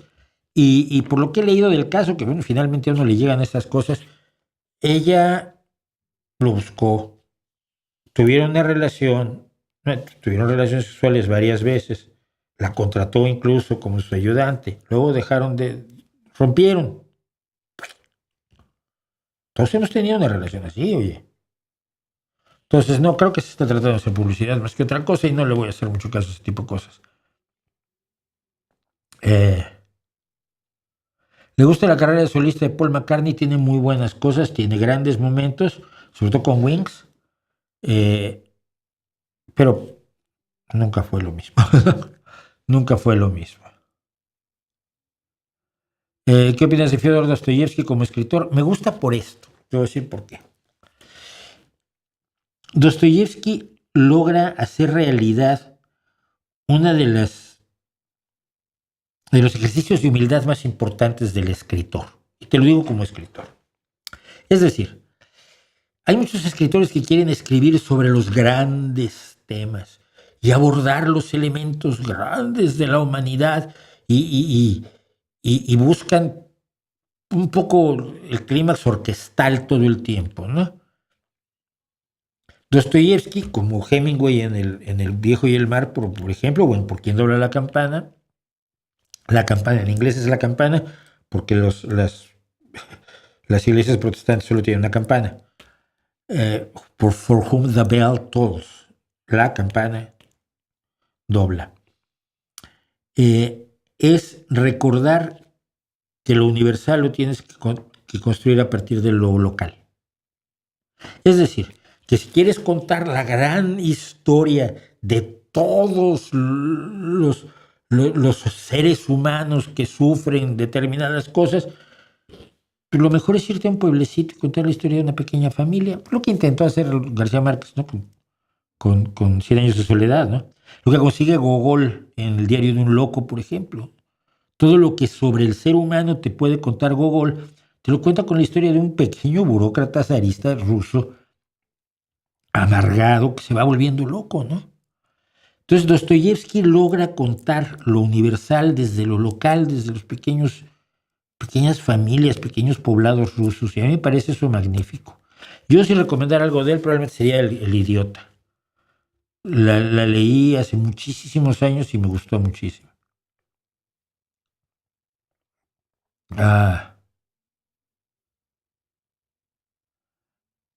El mayor insulto a México es la indolencia e impunidad de su gobierno, yo estaría de acuerdo. Lamine Yamal de 17 años sale con una mujer de 30, no sabía yo, fíjate. Ya llegó, ya es considerado el mejor jugador del mundo. No sé si no lo han visto jugar, va bien. Lamine Yamal, extremo derecho del Barça, y de la selección española. ¡Qué bruto! Es un gusto verlo jugar. ¿Qué opinas sobre el obispo que quiere cancelar el concierto de Manson por supuesta inmoralidad? No sé dónde pasa esto ni cómo pase. Sería horroroso si pasara ahora en México y me llamaran para defender a Manson, porque acabaré yo defendiendo a Manson, cuya música no me gusta, igual que hace un porrón de años defendí a Madonna, cuya música no me gusta, pero no la rechazo tanto como la de Manson. Manson no me gusta, musicalmente me parece vacío. Pero defendía a Madonna contra la gente que quería impedir el concierto de Madonna, entre ellos Serrano Limón. Mis villanos de la literatura favoritos, siempre lo he dicho, es Javert. Javert, el de Los Miserables, porque es un hombre muy seguro del que está haciendo bien. Y entonces eso lo convierte en un villano que no es malvado, o que es malvado por consecuencia, pero no por origen. Y lo que te enseña Javert es que tú puedes ser el villano. Si tú actúas completamente de acuerdo a tus convicciones y no dudas de ti, tú puedes acabar siendo el villano. El villano que le hace la vida imposible a un inocente como Jean Valjean. Un inocente roba un pan. En fin, entonces, para mí es uno de los grandes villanos. Tengo un villano que mi afirmación es que no existió. No existió en el universo en el que se supone que existió. Supongamos que el universo de Sherlock Holmes es real. Sherlock Holmes es un absoluto privilegiado. Es un genio por encima de todas las personas a su alrededor. Excepto su hermano, por supuesto, Mycroft. Él se enfrenta a algunos ladrones, pues a veces medio de poca monta, o algunas estafas medio simplonas como la del Club de los Pelirrojos. Si no han leído de Sherlock Holmes, vayan y leanlo para que entiendan lo que estoy contando. Y yo siento que le falta un villano a su altura. No sé, un Brainiac, un Lex Luthor. Porque el gran villano de la serie de 56 cuentos y 4 novelas de Sherlock Holmes es el profesor Moriarty, que nunca aparece en ninguno de los cuentos y en ninguna de las novelas. Nadie lo ve nunca. Solo sabemos de su existencia por los testimonios que nos da Holmes continuamente de que él es la araña que está en el centro de toda la red de delincuencia que hay en Londres. Pero nunca sale, nunca aparece que diga Watson, vi a Moriarty salir por aquí y hacer esto. Nunca. Todas las informaciones que tenemos de Moriarty proceden de Sherlock Holmes, incluso la de la pelea en las cataratas que lleva a la muerte, o aparente, o creíble, o supuesta muerte de Sherlock Holmes, para luego regresar. Bueno. Yo he afirmado siempre que Moriarty no existió en el universo de Holmes, que fue una creación un tanto psicótica de Sherlock Holmes en su necesidad de creer que hay un tipo tan inteligente como él al que se está enfrentando, porque todos los demás de los que se enfrentan pues, son de segunda división. Él es Messi. Entonces, mi idea siempre fue que él generó la fantasía de Moriarty para justificar su propia existencia y para sentir que tenía un enemigo a modo. Siempre quise escribir un ensayo sobre esto para presentarme al grupo de los irregulares de Baker Street. ¿Te llegó a gustar la banda Traveling Wilburys? Muchísimo. Los dos discos me parecen maravillosos. Me parece de las pocas superbandas que funciona, donde todos funcionan. Y yo creo que buena parte de su funcionamiento se debe a ¿cómo se llama? El de Electric Light Orchestra, hombre. Ay, ya empezamos con mis olvidos a Traveling. Porque si no lo digo, muero. Jeff Lynne. Jeff Lynne, que es el productor y fue productor ha sido productor de medio mundo, aparte de ser un músico espectacular y el creador de Electric Light Orchestra, pero yo creo que él es el que consigue conjuntar, porque Bob Dylan está haciendo allí lo que debe, está en una banda y no es el eje del mundo, pero está Tom Petty, que es un solista, está George Harrison, que bueno, estaba más acostumbrado a estar en una banda, y está el solista de todos los solistas del mundo, que es la mejor voz que ha tenido el rock en toda su historia, que es Roy Orbison. Roy Orbison, que no se movía. Si ustedes ven vídeos de Roy Orbison, se ponía frente al micrófono y cantaba. Y a la guitarra, y a veces hacía así. Pero no hacía ninguno de los movimientos a los que el rock nos pedía que hiciera, no sé, Jerry Lee Lewis o Elvis Presley. No. O Chuck Berry. No. Él nada más cantaba, pero qué voz. Entonces el grupo me pareció siempre maravilloso. Creo que The End of the Line es una gran canción, una verdadera gran canción, que el vídeo se hace que ya ha muerto Roy Orbison, por eso no aparece su foto en una mecedora. Creo que es un enorme grupo, creo que es la única super banda realmente que funcionó, y no siempre hay que mencionar a Jim Keltner en la batería, pero sí. Y siempre me ayuda a recordar que Tom Petty es el gran despreciado del rock, y yo creo que tiene algunas de las mejores canciones y de las obras más importantes, de los grandes himnos del rock, Tom Petty. Me encanta hoy. Estaba en Wilburys y todavía los oigo de vez en cuando. Bueno.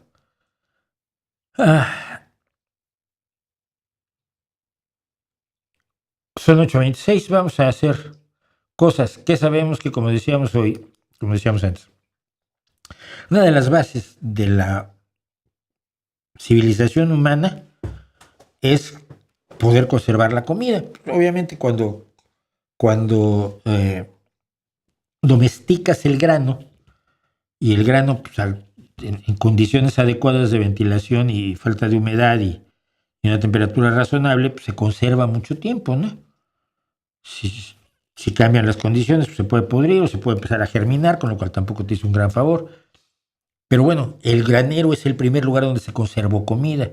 Salar la carne permite que te dure un poco más. Pues si no, tienes que ir al supermercado todos los días, siendo el supermercado el lugar donde está la fruta, el lugar donde están las verduras que te quieres comer, o el lugar donde está el bisonte que te quieres refinar. El avance de la conservación de los alimentos es fundamental para la construcción de la vida que nosotros conocemos.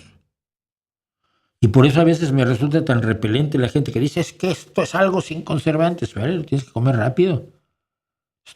¿Quieres vivir como primitivo? Pues está muy bien, pero no hagas que todos lo hagamos. Porque los conservantes que tenemos actualmente son seguros, están perfectamente estudiados, están más que probados y nos permiten disfrutar cosas rarísimas, ¿no? Todo lo que comemos fuera de temporada. Así que vamos a ver, pues, algo sobre las conservas de alimentos y su tecnología, y regresamos en 8 minutos.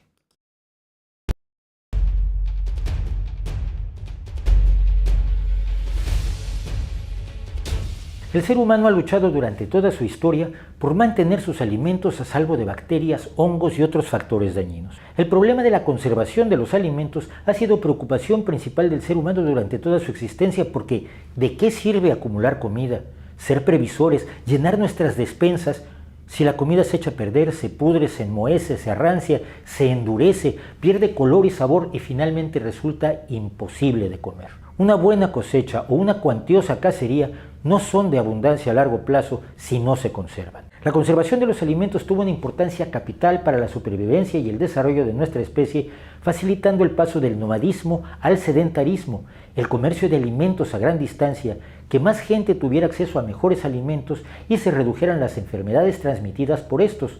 Además, por supuesto, de permitir la supervivencia al ofrecer suministros para enfrentar los inviernos y los tiempos de mala cacería o bajos rendimientos agrícolas. La lucha por la conservación de los alimentos se da en dos frentes. El primero busca combatir, inhibir o dejar fuera a las bacterias y hongos que producen la descomposición. El segundo busca mantener o aumentar incluso las características que percibimos de los alimentos, su color, sabor, aspecto, aroma, etc., que es lo que los expertos conocen como sus propiedades organolépticas. En las sociedades prehistóricas el método más común para preservar los alimentos era cocinarlos de diversas formas. Este proceso mata a los microorganismos responsables de la descomposición y los mantiene a raya durante más tiempo. Además, nuestros ancestros crearon procedimientos para conservar la carne que seguimos usando, como el ahumado, que es antimicrobiano y antioxidante, el curado con sal, que impide la proliferación de bacterias al deshidratarlas cuando entran en contacto con la sal, y el secado mediante el sol, que al eliminar la humedad del alimento dificulta igualmente la proliferación bacteriana. Otro procedimiento tradicional para conservar los alimentos es la fermentación, como la del vino, los quesos o la cerveza, en la que se somete el alimento a la acción de unos microorganismos concretos, levaduras y mohos, que ocupan el lugar que de otro modo tendrían organismos que descomponen los alimentos. Precisamente este medio ambiente tóxico es el que crean los hongos del genus o grupo de especies Penicillium, al producir la sustancia que llamamos penicilina, un potente antibiótico, y que son los responsables de la preservación de los quesos azules, el camembert, el brie y otros. Las conservas en salmuera, vinagre, alcohol o aceites vegetales, que son líquidos comestibles, funcionan inhibiendo el crecimiento de las bacterias o matándolas, mientras que la conserva de productos cocinados en líquidos con alto contenido de azúcar, como las mermeladas, evita a las bacterias porque tiene una presión osmótica tan elevada que no permite que vivan casi microbios en su interior. Estos sistemas fueron los básicos de la conservación de los alimentos hasta el siglo XVIII, cuando la tecnología empezó a desarrollar nuevas opciones. En 1810, el confitero francés Nicolas Appert dio a conocer su invención de la conservación hermética de los alimentos, que colocaba en frascos de vidrio que sellaba con corcho y lacre y posteriormente colocaba en agua hirviendo. Cambiando los frascos de vidrio por latas metálicas, se obtiene el moderno sistema de enlatado. Enfriar o congelar los alimentos fue un método marginal usado en zonas donde se podía recoger hielo o nieve, pero no se pudo utilizar ampliamente sino hasta la creación de la refrigeración artificial en 1756, que llevó a la producción artificial de hielo y finalmente a las neveras mecánicas domésticas que empezaron a llegar a los hogares en 1911. A este arsenal de métodos de conservación se han añadido otros en los últimos años, que van desde sustancias con propiedades conservantes hasta sistemas como la irradiación de los alimentos con rayos X, rayos gamma o electrones de gran energía, la aplicación de pulsos de un potentísimo campo eléctrico o el empacado al vacío con una atmósfera baja en oxígeno. Al eliminar el oxígeno de los alimentos se presenta el riesgo del botulismo, es decir, el envenenamiento frecuentemente mortal con la toxina producida por la bacteria Clostridium botulinum, que es anaeróbica, lo que significa que vive y se reproduce sin necesidad de oxígeno. Para evitar también la proliferación de esta bacteria, se utilizan otras sustancias como las sales llamadas nitritos. Entre las sustancias que inhiben la actividad de bacterias y hongos se encuentra el benzoato de sodio, una sal que se presenta de modo natural en algunos alimentos y que se añade a otros, especialmente si tienen un pH ácido. La misma función la realizan sustancias como el sorbato de potasio. Los propionatos, por su parte, inhiben el crecimiento de moho en los alimentos horneados, destacadamente el pan y las galletas. Algunas personas y grupos tienen la preocupación de que las sustancias conservantes que se utilizan en la actualidad tengan peligros desconocidos para la salud. Los estudios que se llevan a cabo con estas sustancias tienen por objeto determinar si existe este riesgo y en qué medida, teniendo presente que nada de lo que consumimos, nada de lo que hay en el universo está totalmente exento de riesgo y todo depende de cantidades, dosis y la delicada relación entre el beneficio y el riesgo. Finalmente, los procesos tradicionales de conservación tampoco están exentos de peligros. Consumidos en exceso, los productos ahumados, curados o salados aumentan el riesgo de cáncer estomacal, además de que el exceso de sal es un riesgo para algunas enfermedades cardíacas y ciertamente las personas con diabetes no pueden consumir productos conservados con azúcar, jarabes o miel. Si bien debemos estar alerta a sus posibles peligros, no podemos olvidar que los sistemas de conservación, tanto los actuales como los que podamos desarrollar, serán esenciales no solo en la lucha contra el hambre, sino en una nutrición de calidad para todos los seres humanos. Nuestra especie no habría prosperado si no hubiera aprendido a conservar sus alimentos, lo cual también juega un papel en su éxito futuro, su desarrollo o su extinción. En 1626, uno de los padres del método científico, Sir Francis Bacon, se propuso experimentar la posibilidad de conservar un ave rellenándola de nieve. Experimento que, escribió Bacon, triunfó excelentemente bien. Sin embargo, en el proceso contrajo una pulmonía que lo llevó a la muerte pocas semanas después como mártir de la ciencia y de la conservación de los alimentos, aunque hay quien dice que esta historia es solo un mito.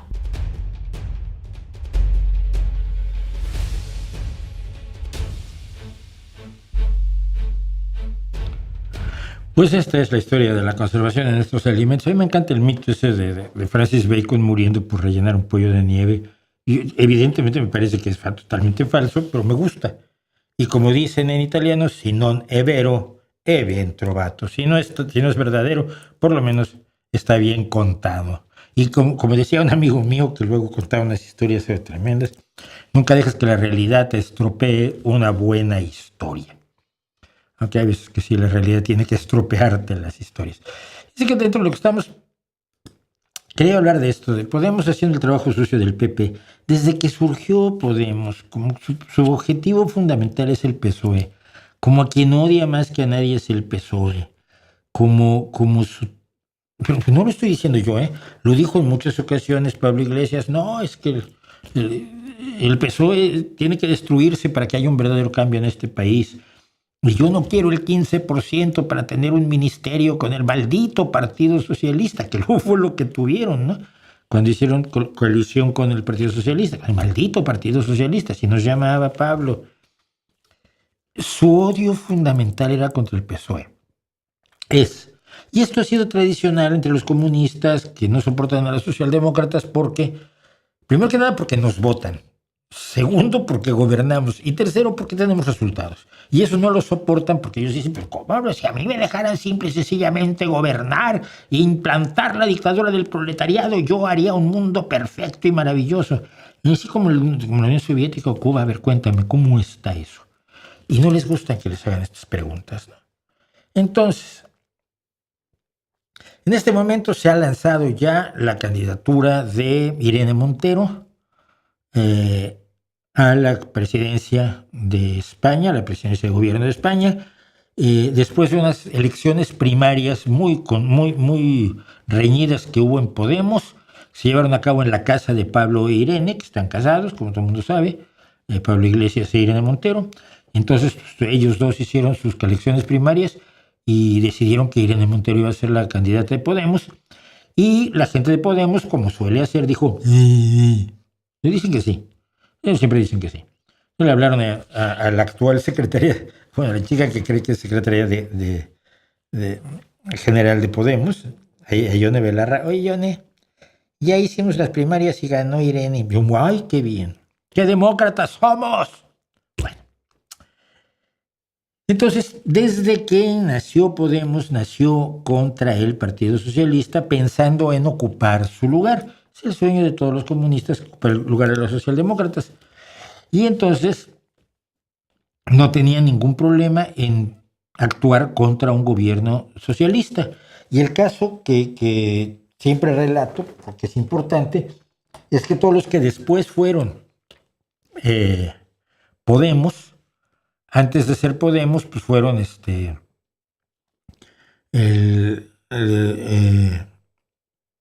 la PA, contra las hipotecas, donde estaba Irene Montero, Juventud Sin Futuro, Democracia Real Ya, en fin, toda una serie de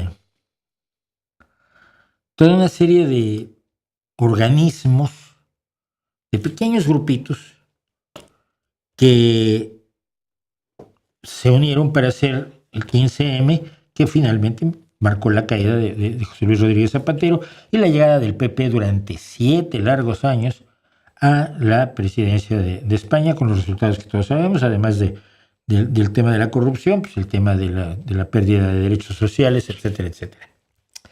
Y yo siempre señalé esto, ¿no? Que Podemos estaba jugando del lado de la derecha, que ojalá y no fuera así. Yo soy el primero en querer que no fuera así, pero es que si uno los oía, siempre la desaparición del PSOE era lo que más les importaba. La derecha no les gusta, pero el PSOE les gusta menos. Entonces, Ya lanzada la candidatura, pues, de Irene, ¿contra quién van? Pues, contra el PP, no, van contra el PSOE. Y vamos a escuchar lo siguiente, porque lo ha estado repitiendo incesantemente Irene Montero.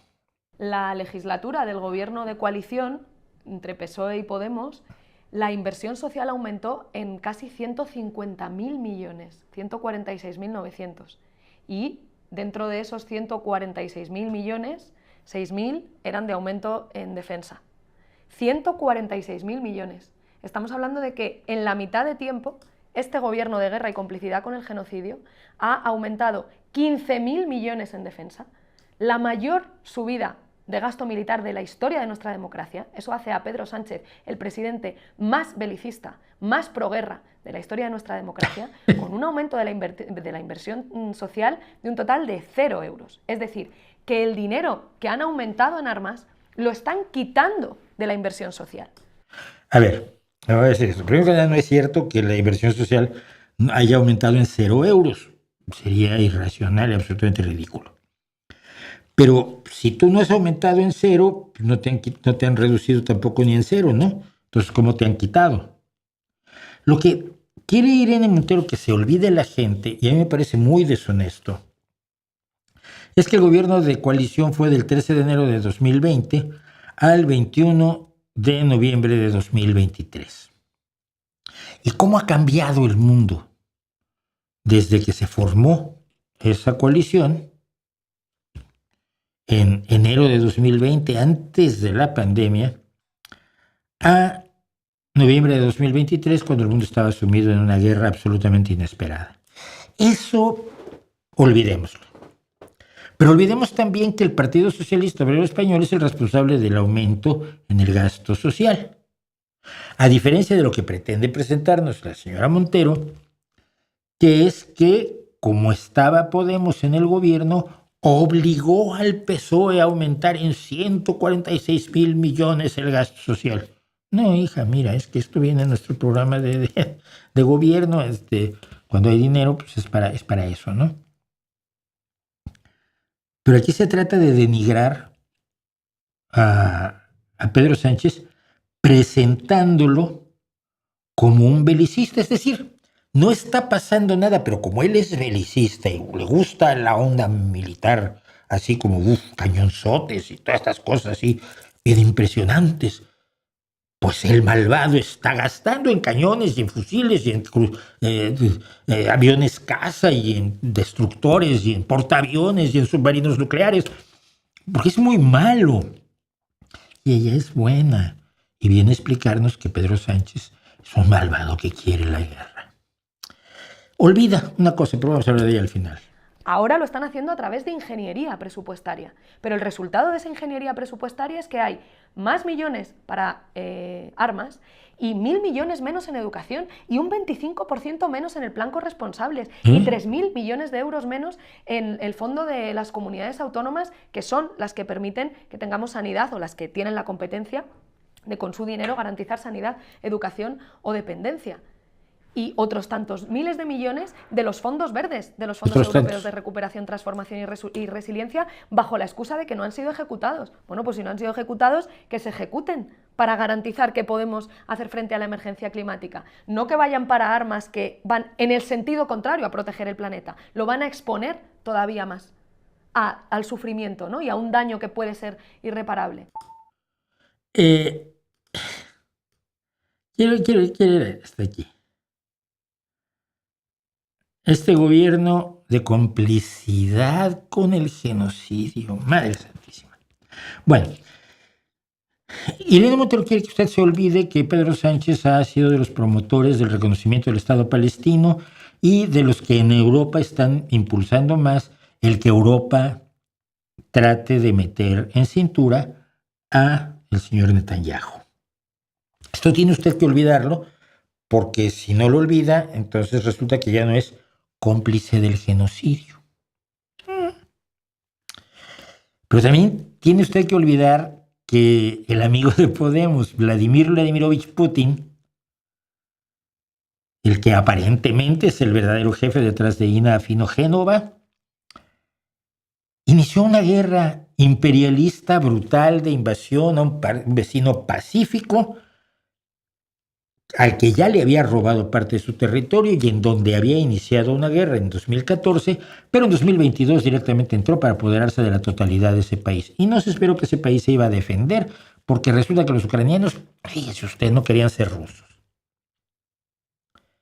Y entonces de pronto en Rusia se desarrolla toda una nueva visión donde Europa es el enemigo, donde el filósofo fundamental de Vladimir Putin, que se llama Alexander Dugin, dice que Rusia debe conquistar toda Europa y matar a todos los europeos que no quieran ser rusos, y a los europeos que quieran ser rusos usarlos como trabajo esclavo. Esto lo ha dicho, ¿no? Y no hace mucho, lo acabo de repetir hace unos días, Alexander Dugin. Y donde usted tiene la televisión oficial rusa, que ya es la única que queda, no hay ya medios independientes en Rusia, medios que probablemente no le gustarían tampoco, tampoco quiero que crean que la dejé así con un gesto medio horrible. Ahí está un poco mejor. ¿Qué estoy diciendo? Que en la televisión oficial rusa, la única que queda, todos los periodistas no fieles al Kremlin están ya desactivados. Se dice constantemente que hay que invadir Europa, que hay que destruir Europa, que hay que matar a todos los europeos y que los blancos fundamentales de las armas nucleares que debe lanzar Rusia sobre Europa son París, Londres, Múnich, Berlín, Roma y por supuesto Madrid. Y entonces esto cambia un poco la visión de la defensa de los países, ¿no? O sea, si España está aumentando, y sí está aumentando, y debe aumentar su gasto militar, no es porque el señor Sánchez sea un enamorado de alguna dictadura militar, no sé, como la de Chávez, o la de Castro, o la de Kim Jong-un, sino porque Europa tiene una amenaza con la que no contaba cuando esta señora estaba haciendo, por cierto, una ley del sí es sí, que fue un error y se le avisó que era un error y sin embargo persistió en el error. Y esto brilla de manera especial cuando ayer o hoy mismo, no sé, ayer me parece, no, hoy aparece esta nota donde Sánchez, el presidente Sánchez, porque sabe usted, es que España está dentro de una cosa que se llama la Unión Europea y dentro de otra cosa que se llama la OTAN. Cosas raras. En la OTAN está porque hubo un referéndum y la gente dijo que sí quería estar en la OTAN. Como lo que hicieron en Ucrania en 2014, pero ahí Putin decidió que no podía entrar a la OTAN Ucrania, porque a él no se le daba la gana, básicamente, ¿no? Pero para hacer frente a la amenaza que representa el imperio ruso, el proyecto de imperio ruso que tienen Putin y Dugin, la OTAN ha pasado, tenía un compromiso del gasto del 3% en defensa y lo aumentó al 5%. Y el presidente Pedro Sánchez, ese belicista, pum, pum, pum, de los cañones de la pobre Irene Montero, pues le ha mandado una carta a la OTAN, al secretario general de la OTAN, diciendo que no, que España no puede, que es contraproducente para las cuentas públicas el aumentar tanto el gasto militar, advierte de aumentos de impuestos y recortes públicos para alcanzarlo, y la semana que viene se discutirá en la meta en una cumbre de la Alianza Atlántica, o sea, de la OTAN, donde España está pidiendo o que sea optativo el 5% o que se exima a España de la obligación de hacer ese gasto militar. Porque las organizaciones multilaterales toman decisiones a las que las componentes tienen que ajustarse. Ama democracia también. Si la Unión Europea decide algo y tú como presidente de Hungría estás en desacuerdo, te quedan dos opciones: o obedeces o te empiezan a marginar, como ha ocurrido con Hungría. Todo lo cual está totalmente fuera del universo conceptual que nos quiere vender Podemos, que se niega a la complejidad. Y miren, no es que yo crea que no saben lo que es la complejidad de la realidad. Creo que siguen pensando que el populismo demagógico del simplismo gana más votos y tiene más potencia política que la verdad y la complejidad de la realidad. Así que, ante eso estamos. ¿Qué va a pasar? Que los embates de Podemos contra el PSOE, contra el presidente Pedro Sánchez, pues probablemente para las elecciones de 2027 o antes, si se llegaran a adelantar, yo espero que no, pues que mucha gente no vote al Partido Socialista Obrero Español. ¿Y esto qué va a traer como consecuencia? Bueno, que Irene Montero será la próxima presidenta de gobierno. No se lo cree ni ella. No, traerá como consecuencia que el amigo del narcotraficante Marcial Dorado, el señor Alberto Núñez Feijóo, y teniendo como vicepresidente a este señor que nunca ha trabajado y que vive de ser nazi profesional, que es Santiago Abascal, como vicepresidente primero de gobierno, se hagan con el poder en España y nos establezcan una especie de mileyada urbanesca durante los próximos 4 años como menos.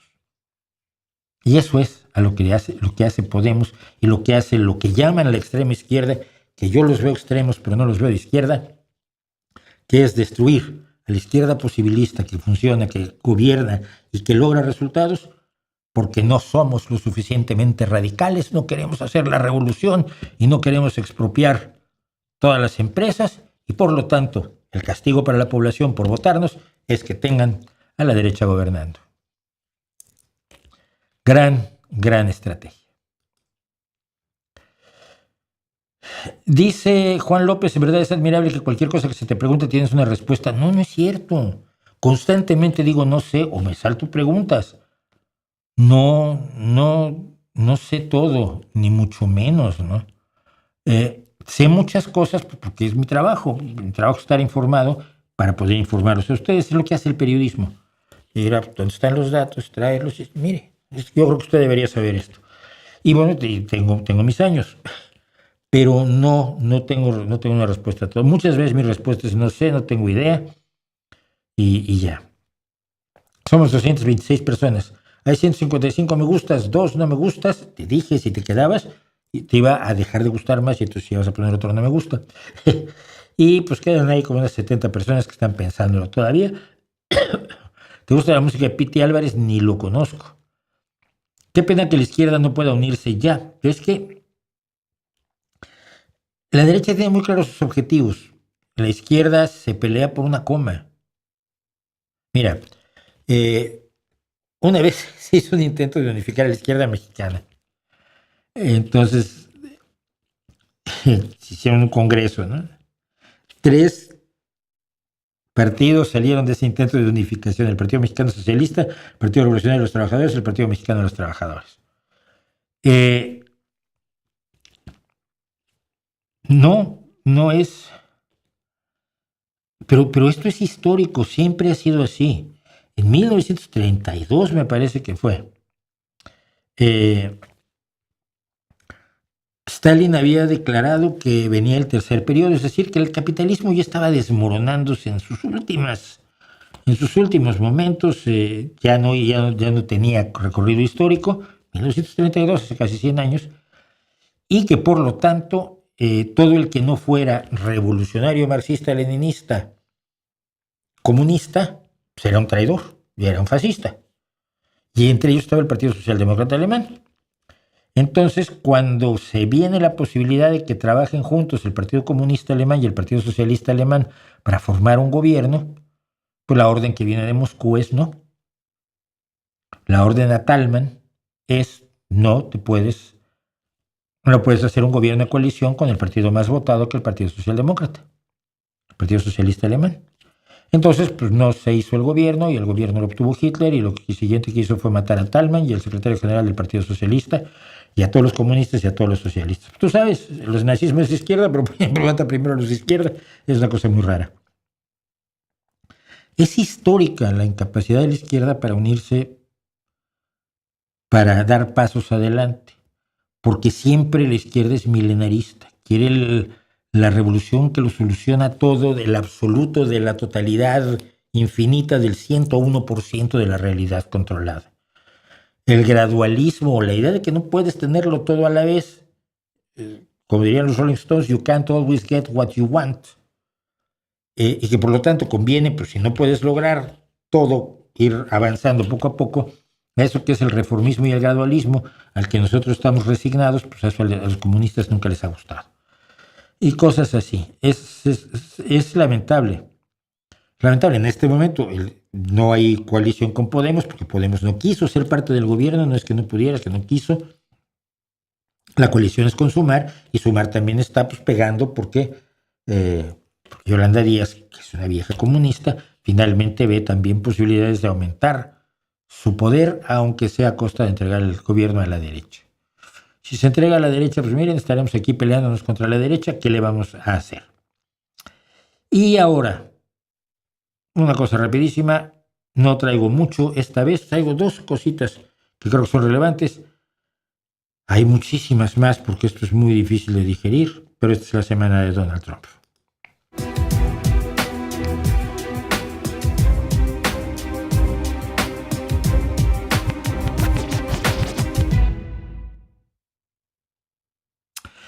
Y en la semana de Donald Trump tenemos que empezar por el principio, y el principio de la semana de Donald Trump se encuentra en esto. Quiero que usted vea cómo una persona es expulsada de una conferencia de prensa de la Secretaría de Seguridad Nacional de los Estados Unidos. Si no entiende inglés, no se preocupe, luego le voy a decir exactamente qué fue lo que pasó allí. Pero las solas imágenes creo que son bastante reveladoras. Guys, ready? And Bell. Sir, hands up. I'm Senator Alex Padilla. I have questions for the secretary, because the fact of the matter is, a half a dozen violent criminals that you're rotating on your.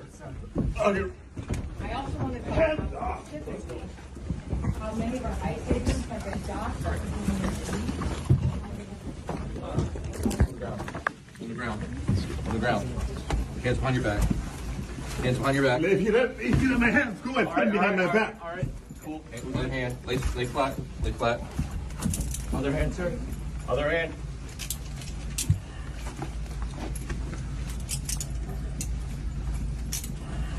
There's no recording allowed out here. I do not know. There's no recording allowed out here per FBI, right? So what, I'm sorry? There's no recording. Bueno, esto es, sería usted un terrorista islámico, venía con bombas, sacó una navaja, 6 AK-47, ¿no? Un sujeto peligrosísimo. El señor es un senador Alex Padilla, senador por California. Claro, el llamarse Padilla es medio moreno, también hay que tenerlo en cuenta, que no es todo lo blanco que se debe de ser para funcionar en los Estados Unidos de Donald Trump, ¿no? Sí, es morenito. Bueno. El señor es el senador Alex Padilla. La secretaria de Seguridad Nacional, Homeland Security, Kristi Noem, estaba dando una rueda de prensa en Los Ángeles después de los pocos, pero exagerados por el gobierno estadounidense, disturbios que hubo por las protestas en Los Ángeles. Y ella estaba dando una conferencia de prensa y el senador Alex Padilla, que es del Partido Demócrata, levantó la mano y dijo: tengo una pregunta. Entonces, la rueda de prensa pues, es para hacer preguntas. Lo que es que las ruedas de prensa de la gente del gobierno de Estados Unidos solo van los simpatizantes del Partido Republicano. Los otros son considerados no periodistas. Si usted no simpatiza con el presidente, usted no tiene derechos. Se le acusó de haberse lanzado, después trataron de explicar, se lanzó contra la secretaria, tuvieron que detenerlo. No sé, vea usted aquí si se lanza contra la secretaria, no veo. Está hablando de lo más tranquilo y de pronto 2 energúmenos lo empiezan a empujar, a arrancar, a tirar de su ropa. El que es corpulento trata de oponer resistencia y entonces ya son 3 y 4 los que se encargan de echarlo y de encerrarlo. Él dijo: tengo una pregunta, y dijo: soy el senador Alex Padilla. Valió de poco que fuera el senador Alex Padilla porque acabó en el suelo y esposado.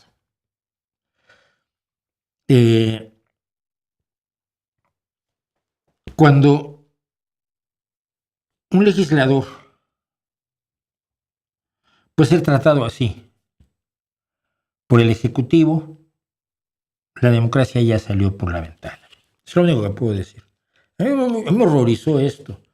Es decir, no creo que la presidenta de México, a quien considero una persona atrabiliaria y de dudosa calidad moral, ordenara que sus matones tiraran al suelo y esposaran a un senador del PAN o del PRI, por más que ella diga todos los días que los odia. No me cabe en la cabeza porque sigue existiendo, tiene que seguir existiendo el respeto institucional a la disidencia, al yo opino distinto, que es la esencia misma de la democracia. Otro alcalde también fue arrestado el día de ayer. Y porque estaba ayudando a unas personas. ¿Qué está pasando con las detenciones? Por orden de Stephen Miller, el ultranazi asesor de Donald Trump, están yendo los agentes de inmigración y aduanas, el ICE, que son las siglas, pero que en inglés se le llama ICE, que es hielo, han estado yendo a los tribunales para detener a las personas que están asistiendo a sus muy legales audiencias de naturalización e inmigración. Es decir, inmigrantes ilegales que están tratando de regularizar su situación de acuerdo a las leyes que todavía existen en los Estados Unidos, pero que Stephen Miller dice que pues, deben ser echados, y entonces estás siguiendo el curso legal y de pronto te detienen y te echan del país para que no sigas las leyes del país. Me parece enormemente alarmante. Y luego el otro punto que hay que mencionar es la actitud absolutamente inaceptable de Donald Trump en la reunión del G7. El G7 está formado por Italia, Estados Unidos, Francia, Alemania, el Reino Unido, Canadá y Japón. Son los 7 países más poderosos del mundo.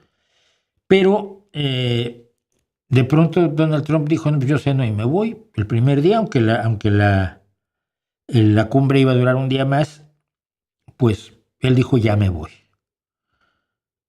Cuando llegó, una de las primeras cosas que dijo es que no entendía por qué no estaba ahí Putin, por qué habían echado a Putin. Y se dedicó frente al primer ministro actual canadiense, el señor Carney, que es del partido de Trudeau, son liberales, ahí no hay gente de izquierda, son gente de derecha, tanto Trudeau como Carney, es el partido liberal.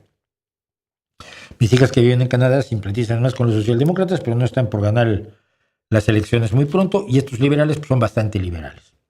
Estando frente al primer ministro Carney, Donald Trump afirmó que Putin había sido echado del entonces G8, por influencia de Trudeau, a quien detesta Donald Trump y de quien habló muy mal frente al primer ministro actual, que lo ha sustituido, a Carney. Cuando no es cierto, él fue el anterior primer ministro de un partido conservador, el que en Canadá, el que apoyó junto con Obama y otra serie de primeros ministros y presidentes del G7 la expulsión de Putin. Es que había invadido a un país, a un vecino totalmente pacífico, esto ya lo dije, ¿no? Y había tratado de aniquilarlo y de quedarse con todo su territorio y al final no le salió bien y nos tiene metidos en una guerra y nos está amenazando a todos los que vivimos en Europa con tirarnos bombas nucleares. Pero si nos defendemos somos belicistas. Bueno, al parecer molesto, porque además se había invitado al presidente Zelensky, el presidente de Ucrania, porque como dicen los estadounidenses de derecha, pues ¿qué hace allí si no era del G7? ¿O no? También está la presidenta de la Unión Europea, que no es del G7, y también están un montón de personas que no son del G7, pero que participan en la cumbre porque al G7 le interesa conocer la posición o expresar su apoyo o su rechazo a ciertas personas. Emmanuel Macron un poco tratando de quedar bien con Trump, porque siempre es mejor quedar bien con un loco narcisista así que ir y patearle la cara, porque te va a responder de una manera mucho peor, ejerciendo su poder, que ya lo ejerce mal. Dijo que, bueno, que el presidente Trump probablemente se estaba yendo para para trabajar en un cese al fuego entre Irán e Israel. Problema muy grave que, por supuesto, el G7 abordó y en el que hay diferencias. Pero cuando le preguntaron a Donald Trump si iba a hacer un intento de cese al fuego, dijo que él no estaba en lo del cese al fuego, que le daba exactamente igual el cese al fuego y que Macron lo único que quería era hacerse publicidad a su costa. Una persona que solo ve la vida como publicidad. En la misma semana en que, por cierto, lanzó su teléfono, un teléfono totalmente estadounidense, hecho en China, como los gorritos estos rojos de MAGA, de Make America Great Again. Y se fue. Y en realidad a los participantes les pareció bien que se fuera porque les permitió trabajar en serio, trabajar de verdad. Pero lo más genial es que entonces Donald Trump dijo que no, que le iba a pedir a Putin que intercediera para el cese al fuego entre Israel e Irán. Ese mismo Putin que no quiere hacer un cese al fuego con Ucrania. Y Donald Trump, que es su gran defensor, que lo defendió ante todos los participantes en el G7, entre ellos los 6 países más poderosos aparte de Estados Unidos, y todos los invitados como Zelensky y como la presidenta de la Unión Europea, pues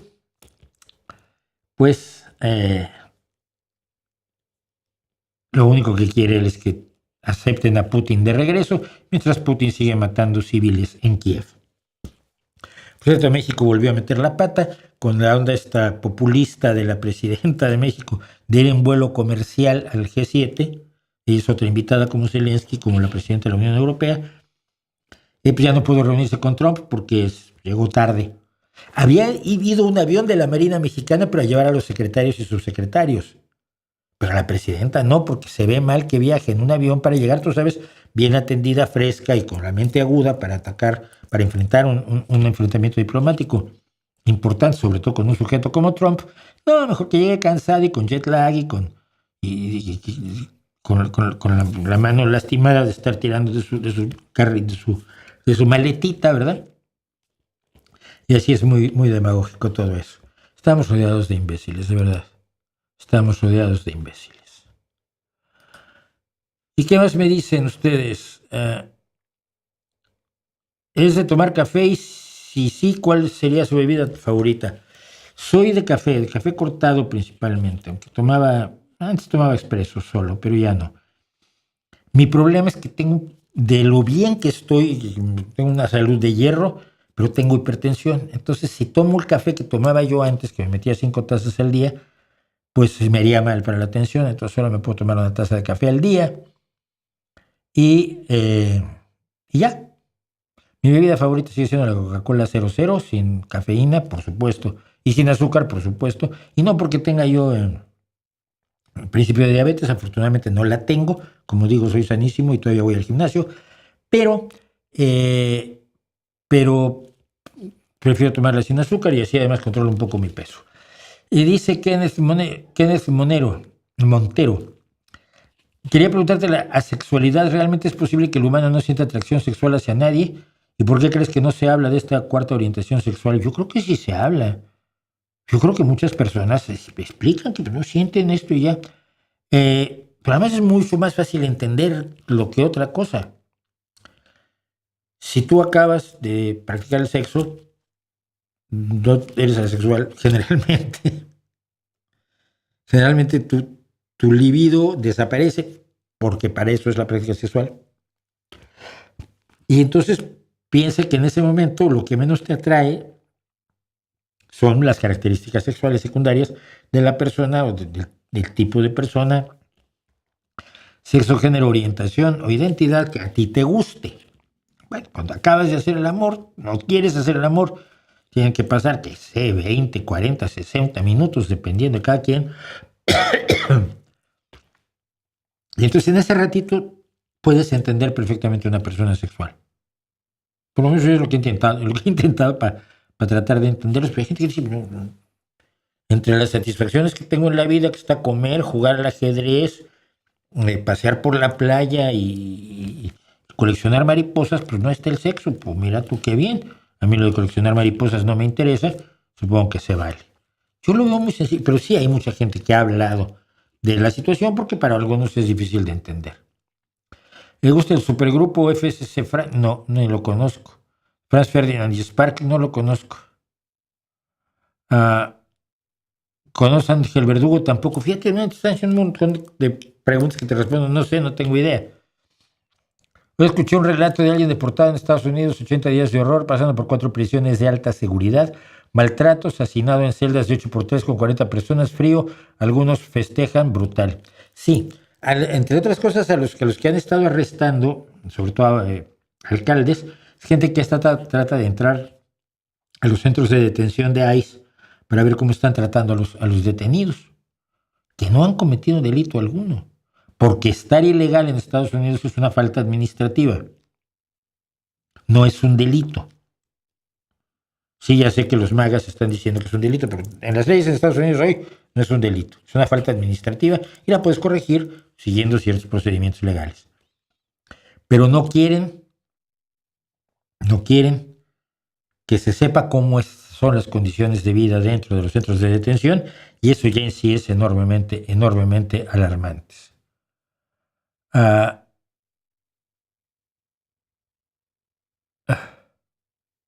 No sé si vio un video donde Trump le dijo a un equipo de fútbol, ¿podría una mujer jugar en su equipo, chicos? Y todos miraron incómodos. No lo he visto.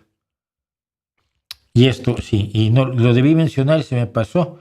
2 legisladores del estado de Minnesota fueron asesinados por un cristiano nacionalista pro-MAGA. No quiero pensar todo lo que estarían ladrando los fachos si hubiese sido al revés. Bueno, los fachos ya ladraron. Acuérdate cómo ladró Laje cuando fue objeto de un atentado el candidato Uribe en Colombia, Uribe Ayala me parece, y acusó de ser izquierdista al sicario que le disparó, teniendo como pruebas de que era izquierdista las que se sacó de la corbata Agustín Laje, que fue cuando dijo que los de la izquierda no somos personas, no somos ciudadanos, que no se nos odia lo suficiente, y cosas así de nazis. Este señor era sobre todo, su asunto era el aborto, según yo vi varias entrevistas con su compañero de habitación, porque él estaba casado y luego se divorció o estaba separado y vivía con otros dos amigos suyos, pues así como compañeros de piso de adolescentes, pero ya de 40 años, ¿no? De 40 y más, de 40 y 50. Pero este asesino, básicamente lo que parece haberlo motivado es la idea del aborto. Tú sabes, la idea del aborto es despreciable, es horrenda, es malísima, y tú tienes que defender la vida pues matando gente. Fueron 2 legisladores, hasta donde recuerdo, no sé qué pasó después, porque una legisladora y su marido fueron asesinados de inmediato, murieron de inmediato, y otro legislador y su esposa fueron atacados y no sé, estaban en malas condiciones, pero no sé si sobrevivieron o no. Intentó intentó asesinar a otros 2 legisladores, según sabemos, y Melissa Horman y su marido Mark murieron en el lugar, y el senador John Hoffman y su mujer Yvette sobrevivieron. Bueno, mira, cuando y yo no digo que haya un discurso que justifique la limitación de la libertad de expresión, excepto cuando tú dices vayan y mátenlos, ¿no? Cuando dices vayan y odienlos como Laje. No los odiamos lo suficiente, chico. Le mandé un tuit, no me ha contestado, Agustín, Le dije, Agustín, ya con estos legisladores muertos ya nos odian lo suficiente. Y alguien me preguntó, bueno, pero es que ¿acaso esos legisladores eran de izquierda? Digo, mira, para este tipo de personas como Agustín Laje, todo el que no sea de ultraderecha es comunista, de ultraizquierda. O sea, no tienen matices. Entonces, pues no me contestó Laje. No sé por qué, no quiere hablar conmigo. Pero cuando tú creas un clima de odio así, este tipo de cosas pasan. Algún loco que se ha estado cociendo en su propio jugo durante años o décadas incluso, un día decide que es el momento de actuar. ¿Es culpa de los que hicieron el discurso? No, a menos que le hayan dicho ve y mata. Entonces sí habría corresponsabilidad y sí habría un mal uso de la libertad de expresión. Pero si es solamente el clima, no. Simplemente señalar que estos climas favorecen este tipo de acontecimientos, que no ocurren en el vacío, que estamos viviendo un resurgimiento brutal del fascismo y que el fascismo siempre va a la violencia. Cuando Mussolini funda en 1921 el partido fascista y los camisas negras como grupo paramilitar, empieza una serie de asesinatos y de violencia que siguen hasta octubre de 1922, cuando se logra que se le nombre primer ministro. Y aquí, por cierto, creo que se me pasó esto, porque así soy yo, y entonces hay que mencionarlo. El vídeo de ayer, miércoles, fue Voces contra el Fascismo. Y creo que las tres personas que están allí son parte del nuevo fascismo, Milei, Musk y Trump.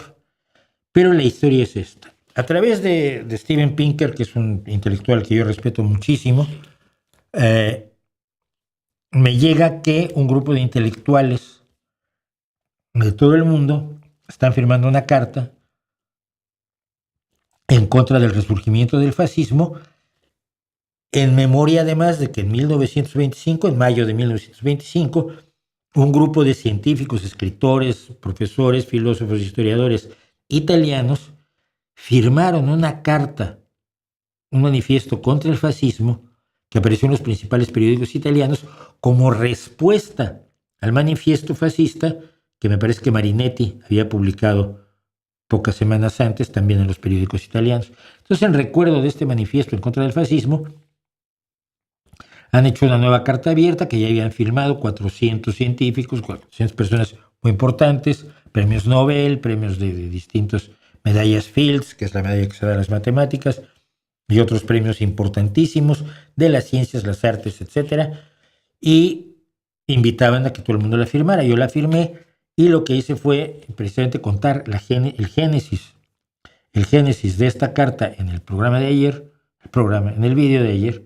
Ya le llamo programa en el vídeo de ayer, e invitarles a ustedes a que la firmaran, y leí la carta completa que han redactado y que está en español en su sitio web. El sitio web lo pueden encontrar ahí mismo, y los invito a todos a que lo lean la carta, y si están de acuerdo, pues por supuesto que la firmen, porque donde hay silencio, el odio crece. Donde hay respuesta, el odio recula, porque el odio generalmente es cobarde. Dense cuenta ustedes, el fascista siempre va contra el débil. Siempre va contra el débil. El autoritario, el violento, no va buscando al campeón de artes marciales para romperse la cara con él. Va y patea a alguien que es pobre y está en la calle. Entonces, el silencio es cómplice y la voz ayuda a que se digan las cosas. En ese sentido, yo los invito a que firmen la carta, que vean el vídeo de ayer, pues, y que firmen la carta de nuestro deseo de detener al fascismo antes de que pueda armar otra como la que armó en la Segunda Guerra Mundial. ¿Y qué más me dicen? A todos los que no son de origen, dice Microhelmet, a todos los que no son de origen europeo, aunque nazcan en Estados Unidos, Trump les quiere quitar la ciudadanía. A los que no son hijos de estadounidenses. Estados Unidos tiene un par de legislaciones que los mexicanos comparten, por cierto. Si tú naces en territorio estadounidense, tienes derecho a la nacionalidad estadounidense, independientemente de dónde sean tus padres, cosa que en México también pasa. Y no solo en territorio mexicano, si naces en un avión mexicano o en un barco con bandera mexicana, tienes derecho a la nacionalidad mexicana. Y si naces en México, esta ley también la tiene Estados Unidos, que si naces en territorio estadounidense, tienes derecho a la nacionalidad estadounidense. Y eso es lo que Donald Trump quiere quitar. No es tanto por raza, pero sabemos a quién va dirigido. Es que es, como decía alguien, es que no es racismo. Sí. Bueno, ahora que veamos sus comentarios, porque está allí el que me dijo, es que eso no es racismo. No, sí es, no seas tanto.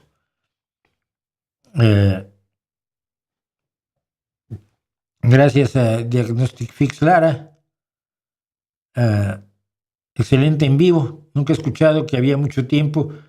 Y en este en vivo, muchas gracias. Bueno, pues muchas gracias por... Los extranjeros que se registren para autodeportarse recibirán una bonificación de salida de $1,000, que es menos de lo que cuesta el avión para salir de allí. Me gusta mucho tu playera, sencilla, directa y elegante, rock and roll, tal cual. Pues es que es... Yo insisto que el rock es una forma de ver el mundo, ¿no? ¿Qué tal decir que existe el gen gay? No existe el gen gay. Pero ser gay es algo de nacimiento. Aunque no haya un gen específico que te convierta, que sea el responsable de que tengas atracción sexual hacia personas de tu mismo sexo, pero es congénito, no lo puedes cambiar. Como no puedes cambiar la heterosexualidad y no hay un gen hetero, tampoco. No, sobre Petro no.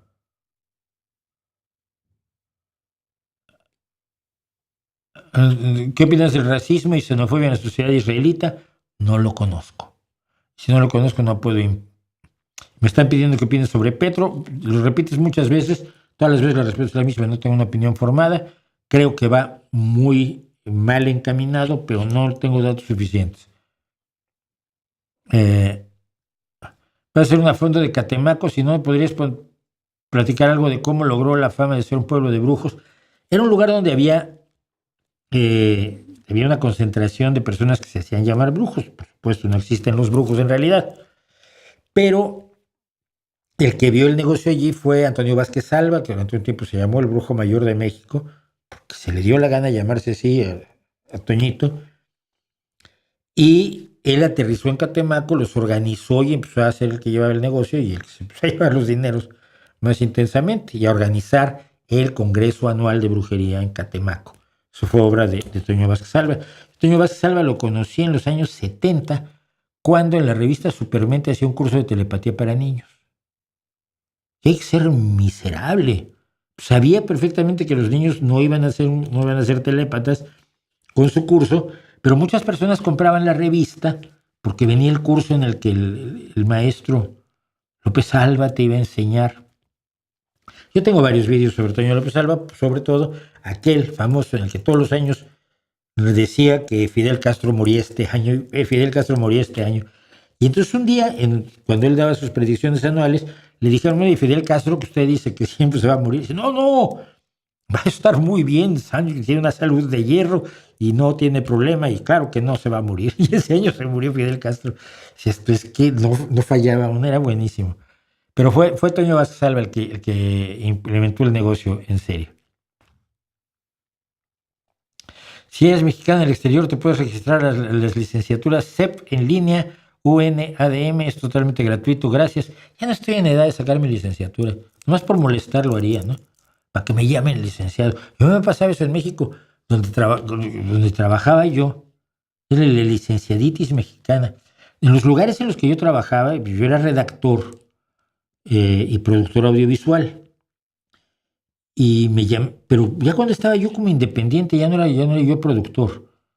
Yo hacía la programación en computadora de los audiovisuales. Esa era una de mis especialidades y la otra era ser redactor. Entonces me llamaban de lugares muy raros para que les hiciera trabajos, ¿no? Y entonces yo llamaba por teléfono, oye, mire, quiero hablar con el señor fulano y tal. Sí, ¿cuál es su nombre? No, pues Mauricio Schwarz. Sí, licenciado Schwarz, ahora lo llamamos. No, no, mire, no soy licenciado. Arquitecto, no, ingeniero, no. Mire, tengo un título que me parece mucho más importante. Ciudadano. Esto flipaba a las secretarias y demás. Pero me pasaba lo siguiente. Yo siempre he sido así. Nada más que con el pelo hasta acá. Por como era de alto mantenimiento me lo corté. Todavía tengo a veces la tentación de dejármelo largo. Entonces llegaba yo de camiseta, pantalones vaqueros, zapatos tenis, el pelo hasta acá. Llegaba yo a Grupo Val, por ejemplo, de Alberto Balleres, porque uno de los responsables del grupo financiero me había llamado para que hiciera yo el informe anual de Grupo Val. No sé si todavía existe el Grupo Val. Pero ahí tenían en Reforma unas superoficinas, tenían 2 recepcionistas de uniforme rojo, me acuerdo las 2, y en medio la puerta, entrada, uno de los grandes grupos financieros que había en México en aquel entonces, cuando el mundo todavía sí había pterodáctilos volando por encima de la Ciudad de México. Bueno, así era. Yo me acuerdo que yo llegué y dije, disculpe, el señor fulano de tal. Dice, sí, ¿qué le trae? Pensó que yo era el mensajero. Dije, no le traigo nada, me traigo yo mismo, pues el que él me llamó. Y me miró la recepcionista con verdadero asco.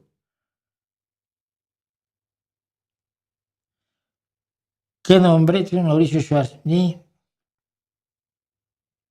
Sí, señor. Señor Mauricio. Sí, señor. Sí, ahora mismo. Señor Schwarz, pase por acá. Y dije, pues ese cambio radical. Claro, me pasaron a la sala de juntas, me ofrecieron un coñac, le dije, no bebo, me ofrecieron un café, y 5 minutos después llegó el señor, me pasó toda la información, estuvimos discutiendo cómo quería que fuera su informe anual, y me fui. La siguiente vez que llegué por Grupo Val, era, señor Schwarz, qué gusto que vino, pase usted por acá, un café como le gusta a usted, ¿verdad? Y decía, mira, esa es una de las grandes lecciones del mundo, y yo se las he enseñado siempre a mis hijos. Tú trata a todos como si fueran marqueses. Si alguno demuestra ser un patán, pues ya tendrás oportunidad de tratarlo como un patán. Pero si tratas a la gente como patanes, te vas a llevar muchos golpes en la vida. Entonces, tú trata a todo el mundo al máximo nivel, con todo el respeto, con toda la seriedad y con toda la máxima consideración. Esto también me pasó. En Cemex no tanto, porque el tipo con el que yo trataba, ya me conocía muy bien, pero me invitaba a desayunar a su casa. Imagínense estas locuras. Para mí. Oye, Mauricio, te vienes a desayunar a la casa porque hay que hablar del informe anual de Cementos Mexicanos. Sí, cómo no. Llegaba yo y tenía una mesa en el jardín y tenía un mesero y nos servían huevos benedictín. O sea, el mesero había cocinado y nos estaba atendiendo. Pero una cosa especial, no eran los huevos fritos que nos iba a hacer su esposa o él mismo, ¿no? Mientras hablábamos de negocios. No. Había hecho un catering para que yo fuera a hablar del informe anual de Cementos Mexicanos. Luego le llegaba y le decía a Lorenzo Zambrano, es que su corbata no me gusta, señor. Yo soy muy fea. Y nunca fui licenciado. Siempre me llamaban licenciado y yo nunca fui licenciado. Lo siento, no acabé la licenciatura. Cosas de la vida. Bueno. ¿Qué opina de la esfera que tiene Maussan? Pues no me pueden invitar a la rueda de prensa porque yo estoy en España y él no está en España. Pero ya Bonfil Olivera, ¿no? Bonfil Olivera ya la destrozó. Es una patochada como sus anteriores extraterrestres y como todo con lo que ha salido en los últimos 40 años, por favor. ¿Cuál es el afán de la ultraderecha de cerrar el Ministerio de la Mujer y peor, que haya mujeres apoyando esta decisión? Pues mira, te lo voy a poner así. Y déjame encontrar uno de estos, que lo tengo vacío. Y te voy a poner un video que ya no había yo, que no iba yo a poner, pero que sí te lo pongo y te voy a traducir lo que dice. Porque es cada vez más común en los Estados Unidos y por supuesto ahora en los países, o por lo menos entre la gente cuyo cerebro depende de lo que diga Estados Unidos, sobre todo los más extremistas, esto. Young ladies need to be willing. Déjame organizar esto, porque es así. Y luego es así. Y dice, to submit to a godly man when you meet one. And if las jóvenes deben someterse. young ladies need to be willing No, las jóvenes deben estar dispuestas to submit to a godly man when you meet a someterse a un hombre de Dios cuando lo encuentren. one. And if you're not willing to do that, then you got to pray about that. Y si no puedes Young hacerlo, ladies need to be tienes willing. que rezar para poder hacerlo. Y como usted escucha, voy a dejar que corra una vez esto otra vez, el aplauso. Young ladies need to be willing to submit to a godly man when you meet one. And if you're not willing to do that, then you got to pray about that. Esto es de una organización que es... ni siquiera alcanzo a ver qué es. Pero tpusa.com. Esta idea del regreso a lo que ellos llaman los valores está muy extendido entre la ultraderecha, porque la ultraderecha tiene siempre visiones peculiares. La ultraderecha es natalista, como Elon Musk. Y si tú quieres tener un montón de hijos, pues ¿cómo los haces? Para hacerlos necesitas mujeres que estén dispuestas a tener muchos hijos. ¿Cómo haces que las mujeres estén dispuestas a tener muchos hijos? Pues renunciando a sus proyectos de vida personales. No olvidemos que las mujeres tienen proyectos de vida personales, sobre todo desde que existe la anticoncepción y desde que tienen control sobre su embarazo. Y a la ultraderecha esto es lo que más le parece horrible, porque el único que debe tener control sobre el embarazo es Dios y el Señor, que decide si te preña o no te preña. El Señor decide si te preña o no te preña. Acuérdense que cuando no había niños siempre era culpa de la mujer. Enrique VIII, por lo menos a dos de sus mujeres las mató por no darle hijos. Ahora sabemos que el que tenía problemas de reproducción era Enrique VIII. Pero no, se suponía que el rey, si era barbón y simpaticón, ese tenía que poder tener hijos. El problema eran las mujeres. La forma en que la reproducción dominó la historia, la sociedad, las relaciones familiares, las relaciones políticas, las relaciones de todo tipo, se nos va, porque vivimos ya en un mundo posterior a la píldora anticonceptiva, y al condón, y al dispositivo intrauterino.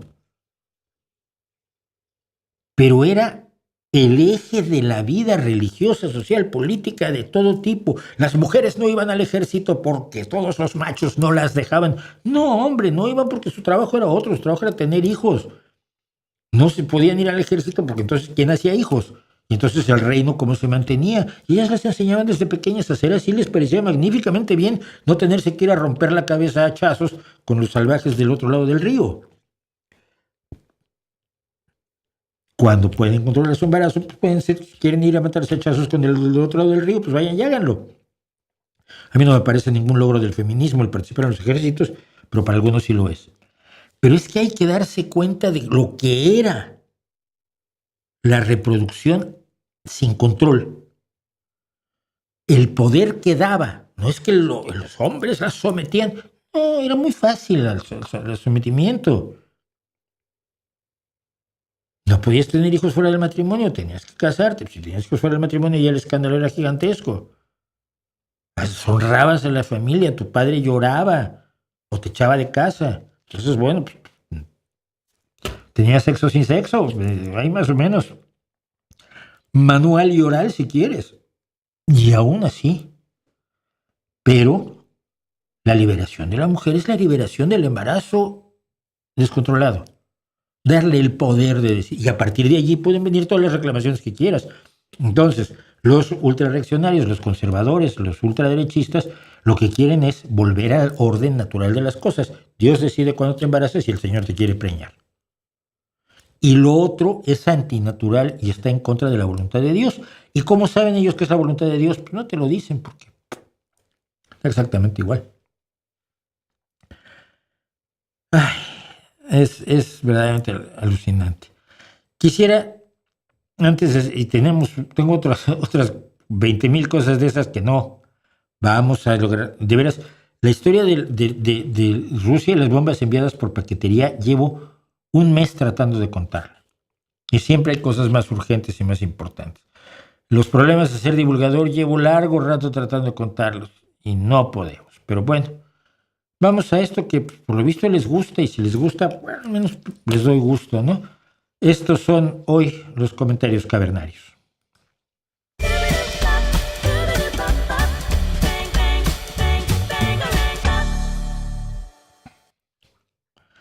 Pues son los comentarios cavernarios, decíamos.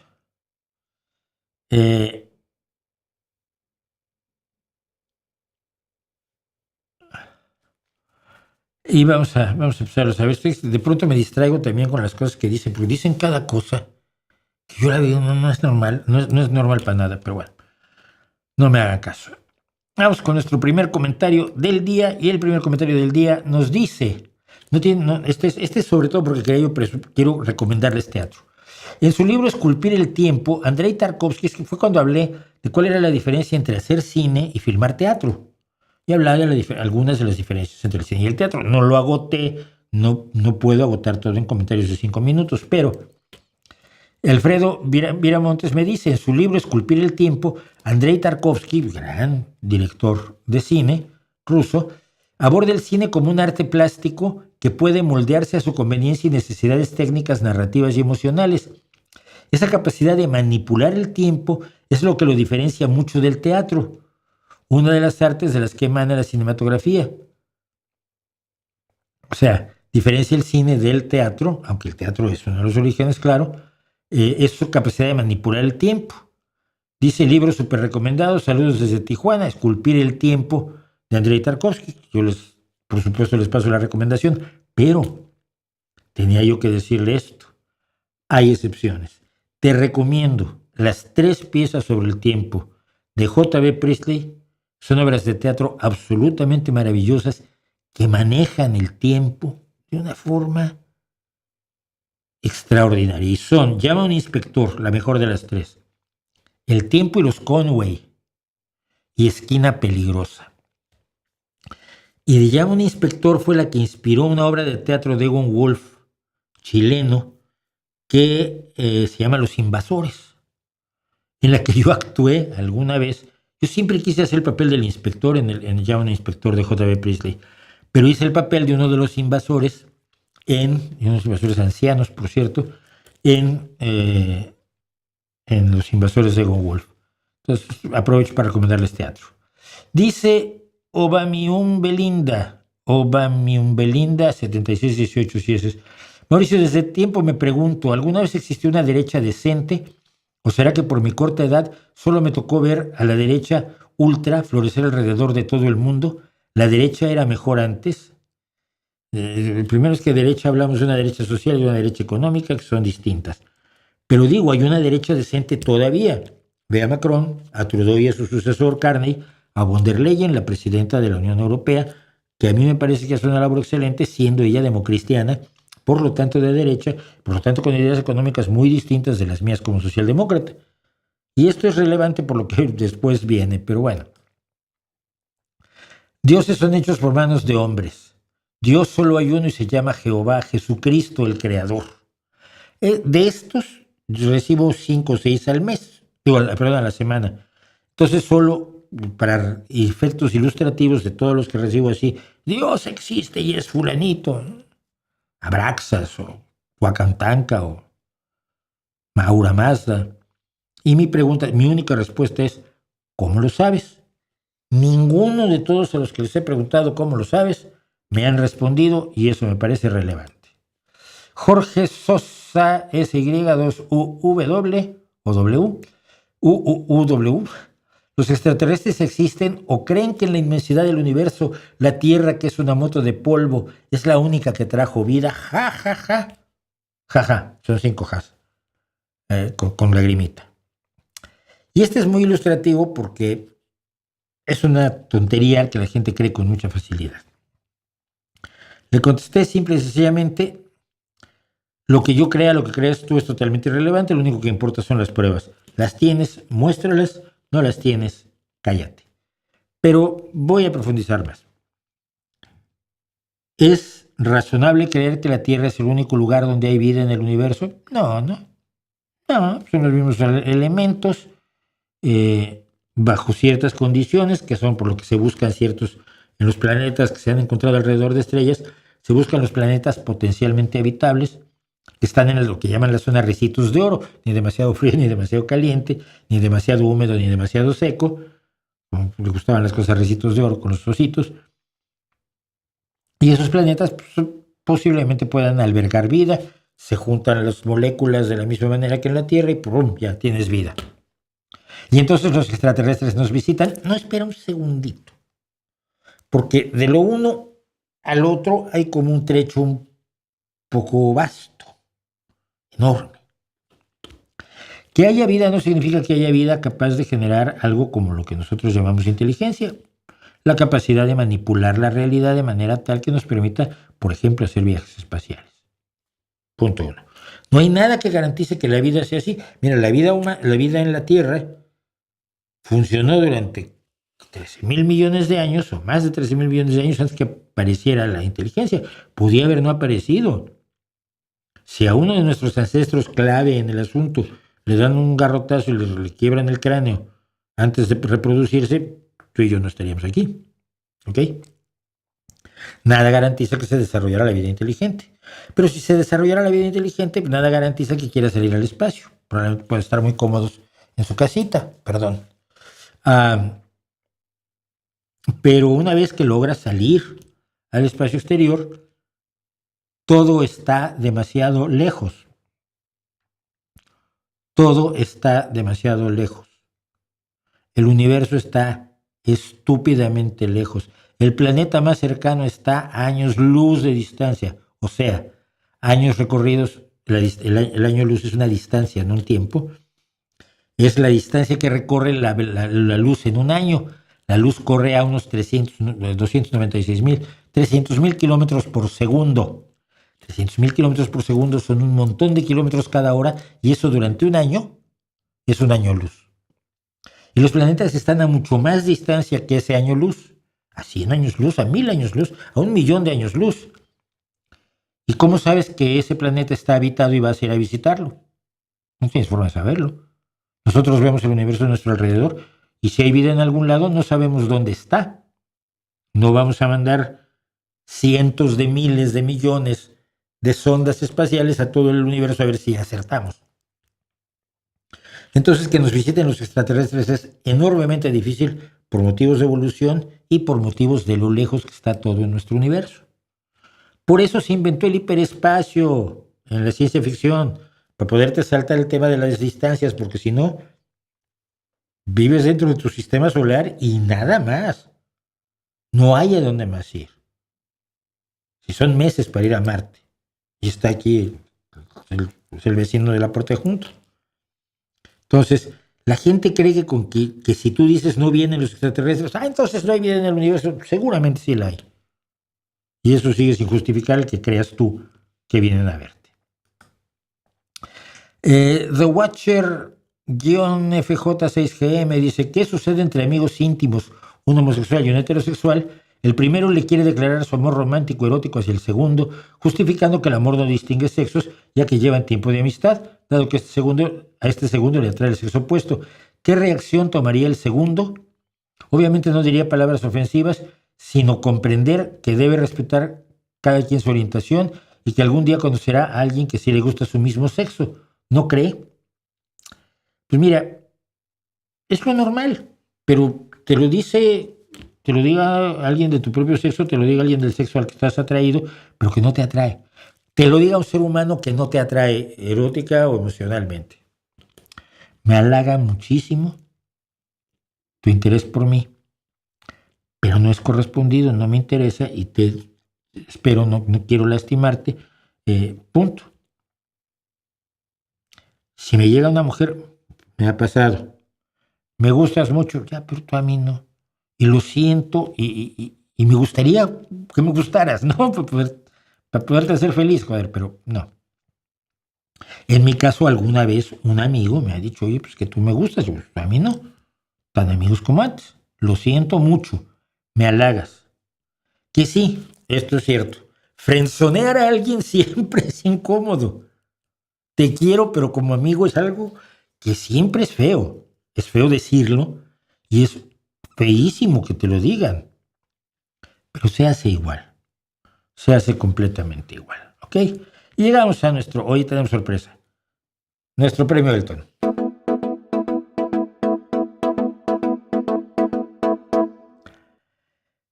Me dice Ubaldo Camarillo 9330, si no conoces al pueblo de México, mejor cállate.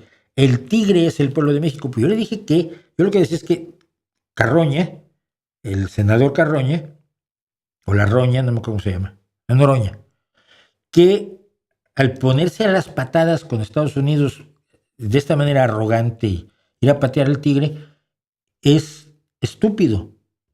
Lo que consiguió fue que el proyecto de ley de gravar con 15% de impuesto las remesas de los mexicanos en Estados Unidos a México, pues el senador se enojó porque se estaban riendo de él y subió a 20. No sé si se vaya a aprobar la ley, pero si se aprueba, este mamarracho de la Roña logró que a las familias que dependen de las remesas de los migrantes les pongan un 20% de impuestos en vez de un 15%. Entonces así no se trata a esta gente se le trata de otra manera. Pero no, el tigre es el pueblo de México, me dice Ubaldo. Entonces le digo yo, eres un imbécil. Lo siento, no tenía yo otra. Sobre todo porque, parte de la base que no conozco al pueblo de México, y entérate un poquito, pasa por el canal, ve de qué hablo, ¿no? Bueno, pobrecito. Francisco Bautista 196, Mauricio, el sufrimiento infantil es una gran tragedia, pero no es absolutamente nada. Este también podría haber ganado el premio Elton. Comparado con el sufrimiento animal, estoy seguro que estamos hablando de números de 1 en 1.000.000 o más, o hasta más. Y mi respuesta es muy sencilla.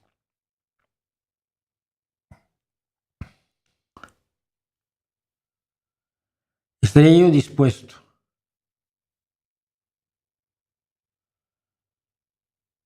a matar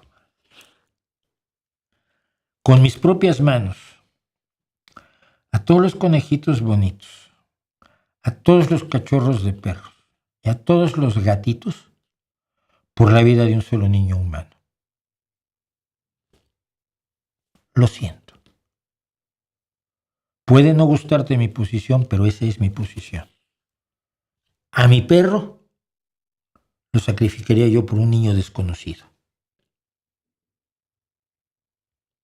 Y me parece lo más normal del mundo. Raro que no te lo parezca a ti.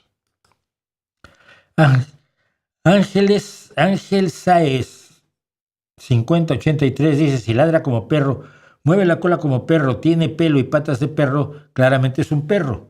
Mauricio, Israel y la derecha apuestan a que no se considere genocidio lo de Gaza, cuando claramente lo es. Y llamarlo así y que periodistas serios como tú lo llamen de esa forma, mueve la aguja. ¿Por qué no se puede ocultar el elefante en la habitación?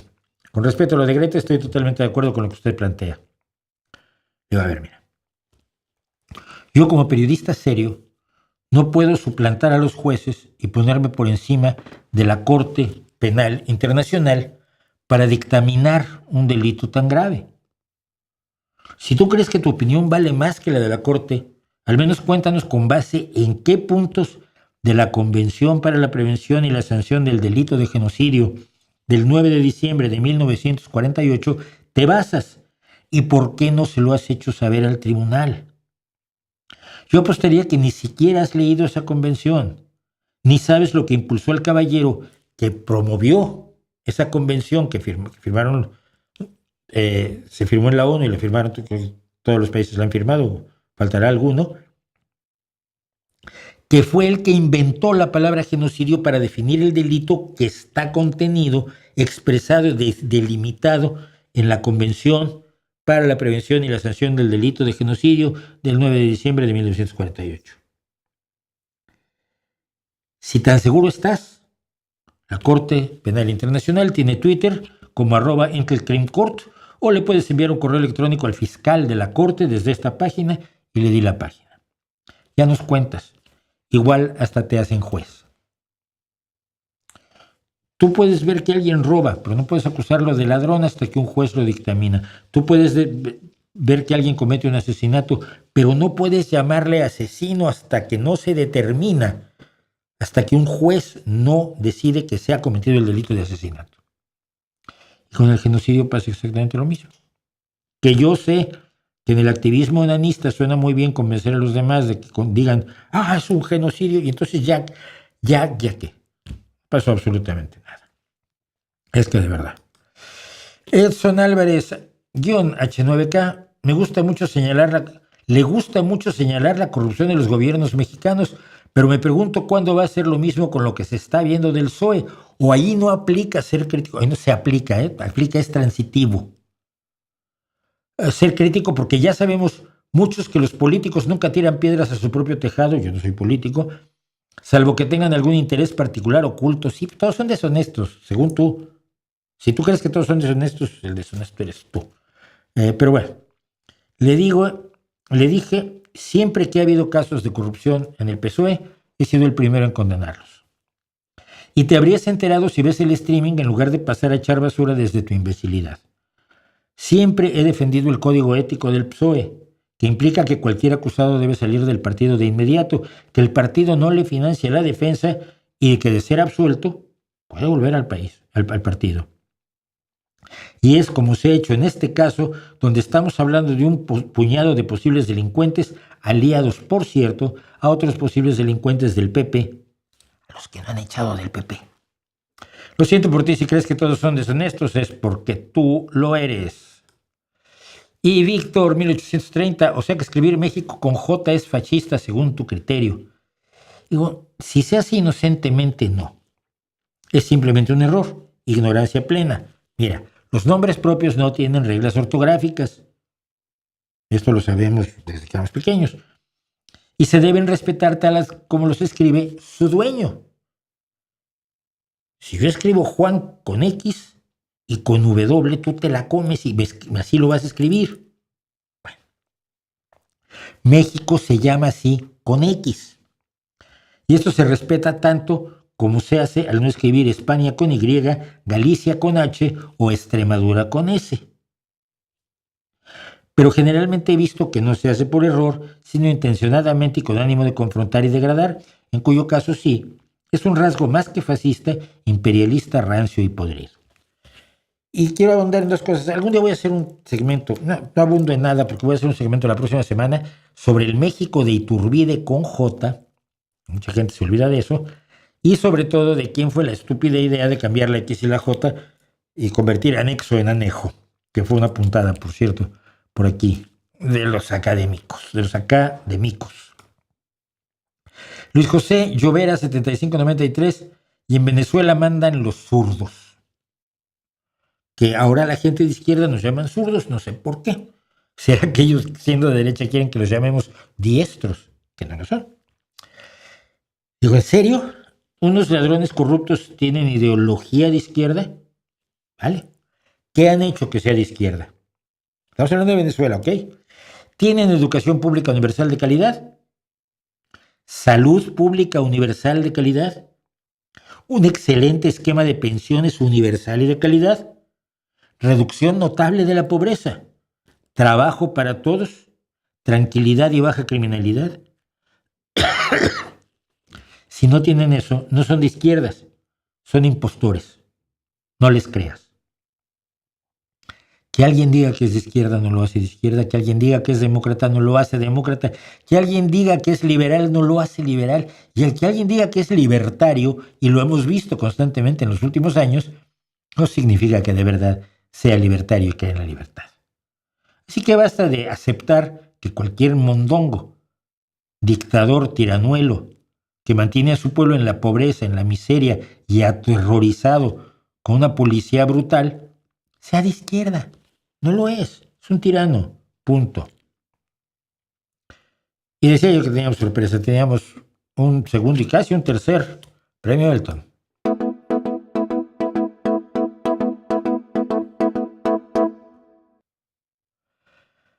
Paola Raiden me dice, léase, fascista es todo aquel que se aparta de mis convicciones ideológicas, maniqueísmo del bueno.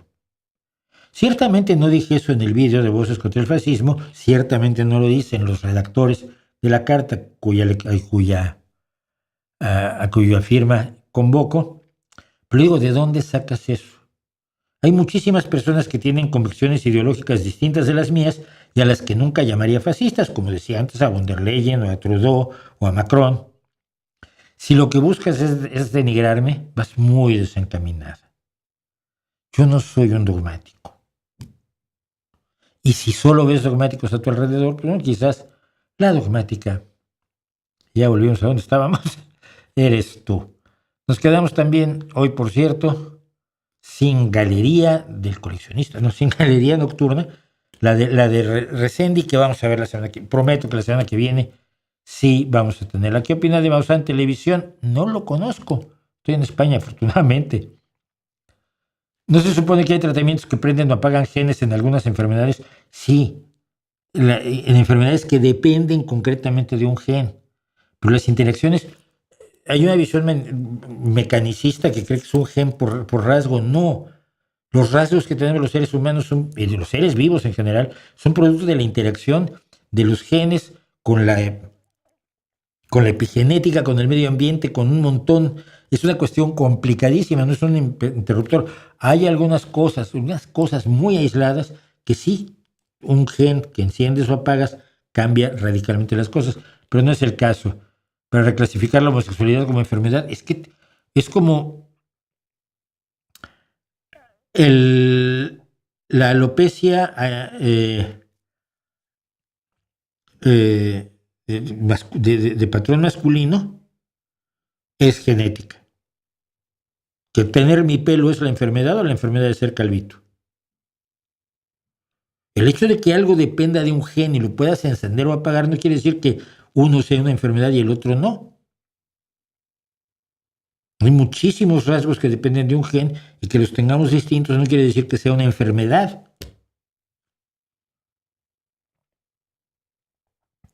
De joven era gruñón, don Mauricio. Yo nunca he sido gruñón ni lo soy ahora. Es una visión errónea, falsa y manipuladora de mi bondad, de mi buena disposición y de mi solidaridad con el mundo a mi alrededor. Oye, Caribú, repetiste lo mismo 3 o 4 veces, ¿para qué? ¿O crees que soy tonto o qué? No lo hagas.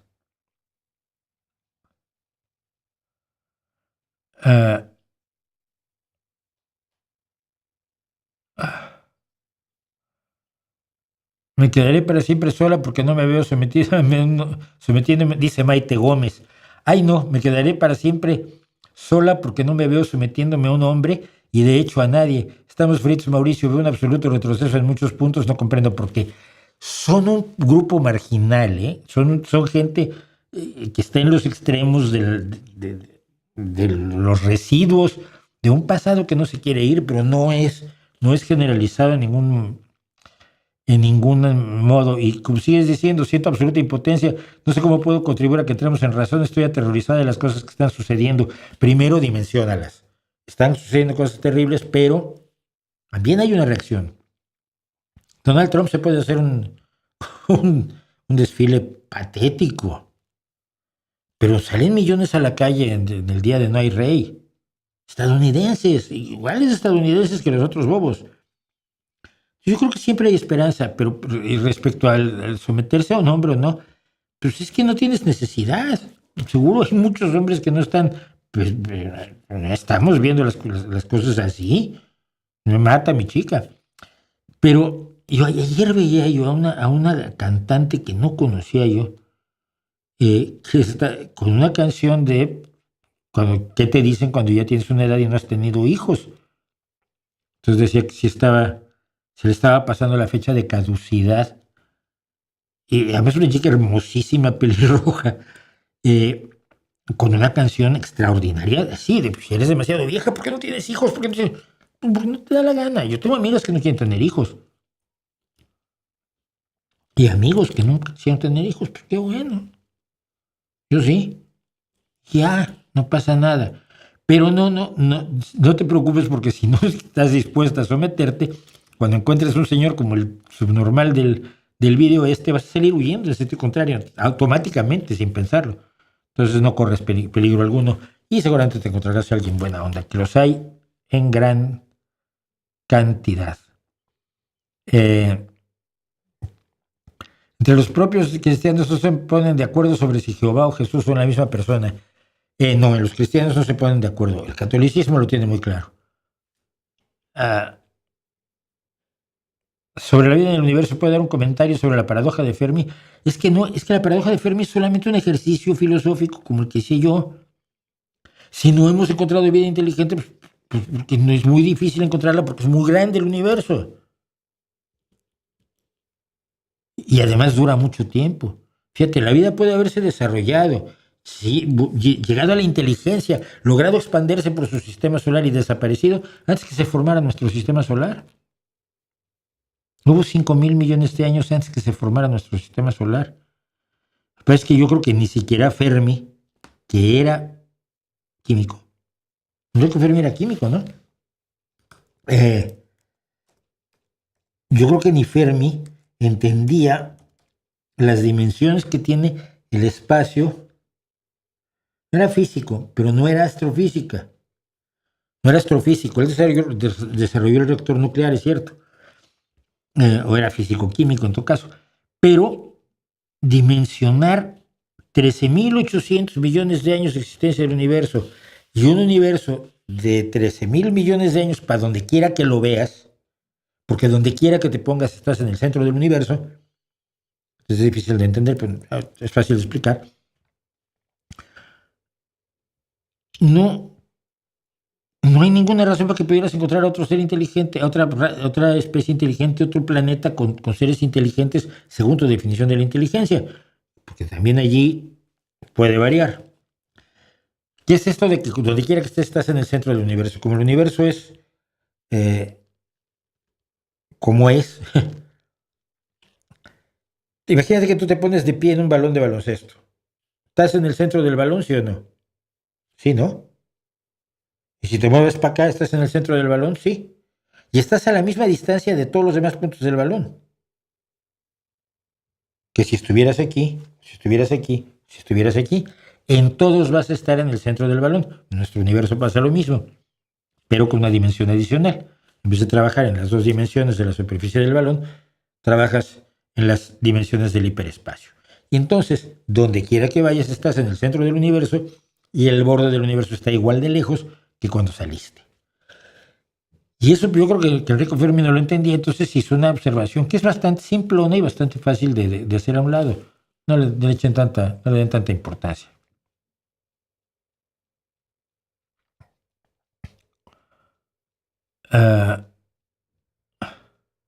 ¿Por qué en México algunos te ven superior si eres licenciado? Porque durante muchísimo tiempo, quizás hasta la llegada de Cárdenas, en realidad al poder, la creación de la UNAM, la creación del Poli, los títulos universitarios estaban al alcance solamente de las clases pudientes o de gente a la que las clases pudientes apoyaban. Pienso en el nigromante, ¿no? Es decir, no cualquiera podía ser licenciado. Hoy cualquiera puede ser licenciado. Entonces, a falta de títulos nobiliarios que quedan anulados en la Constitución de 1824, quedan sin valor. De hecho, quedan anulados desde los sentimientos de la nación de Morelos en 1814. Tiene una de las frases más bonitas de la historia, porque es cuando niega la existencia, o sea, deroga la existencia de todos los títulos nobiliarios y dice Morelos: solo distinguirá a un americano de otro el vicio y la virtud. Que es la mejor forma que yo he encontrado de expresar la igualdad entre los seres humanos, que solo distinguirá a un americano. Él hablaba de la América mexicana. A un americano de otro el vicio y la virtud. Está en los sentimientos de la nación de Morelos. La Constitución del 24 acaba con los títulos nobiliarios. Entonces, pues ser licenciado. Todos eran licenciados en Derecho. Benito Juárez, Guillermo Prieto, el Nigromante, y solo pudieron empezar a ser licenciados los más pobres, los más desprotegidos, hasta después de la Revolución.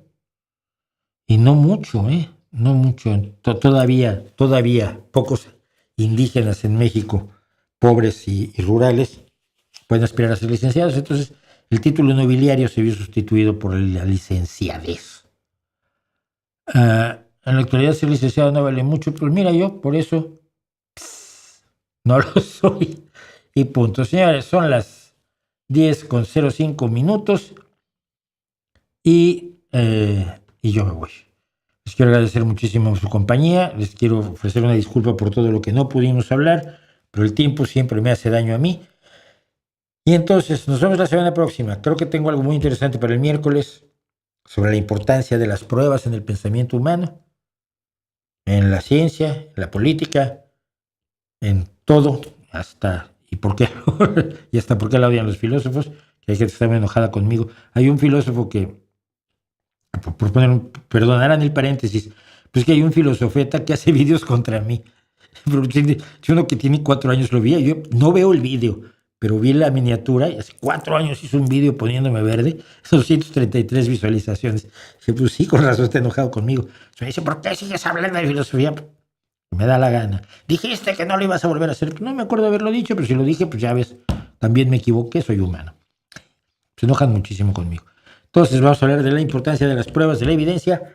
Estamos preparando un extraordinario crónica oscura sobre Elizabeth Bathory, la condesa de sangre, que igual no era la condesa de sangre. Y nos vemos el jueves próximo aquí en nuestra revista semanal del Rey va Desnudo. Y mientras tanto, como siempre, ahí les dejo mi reputación para que la hagan pedazos.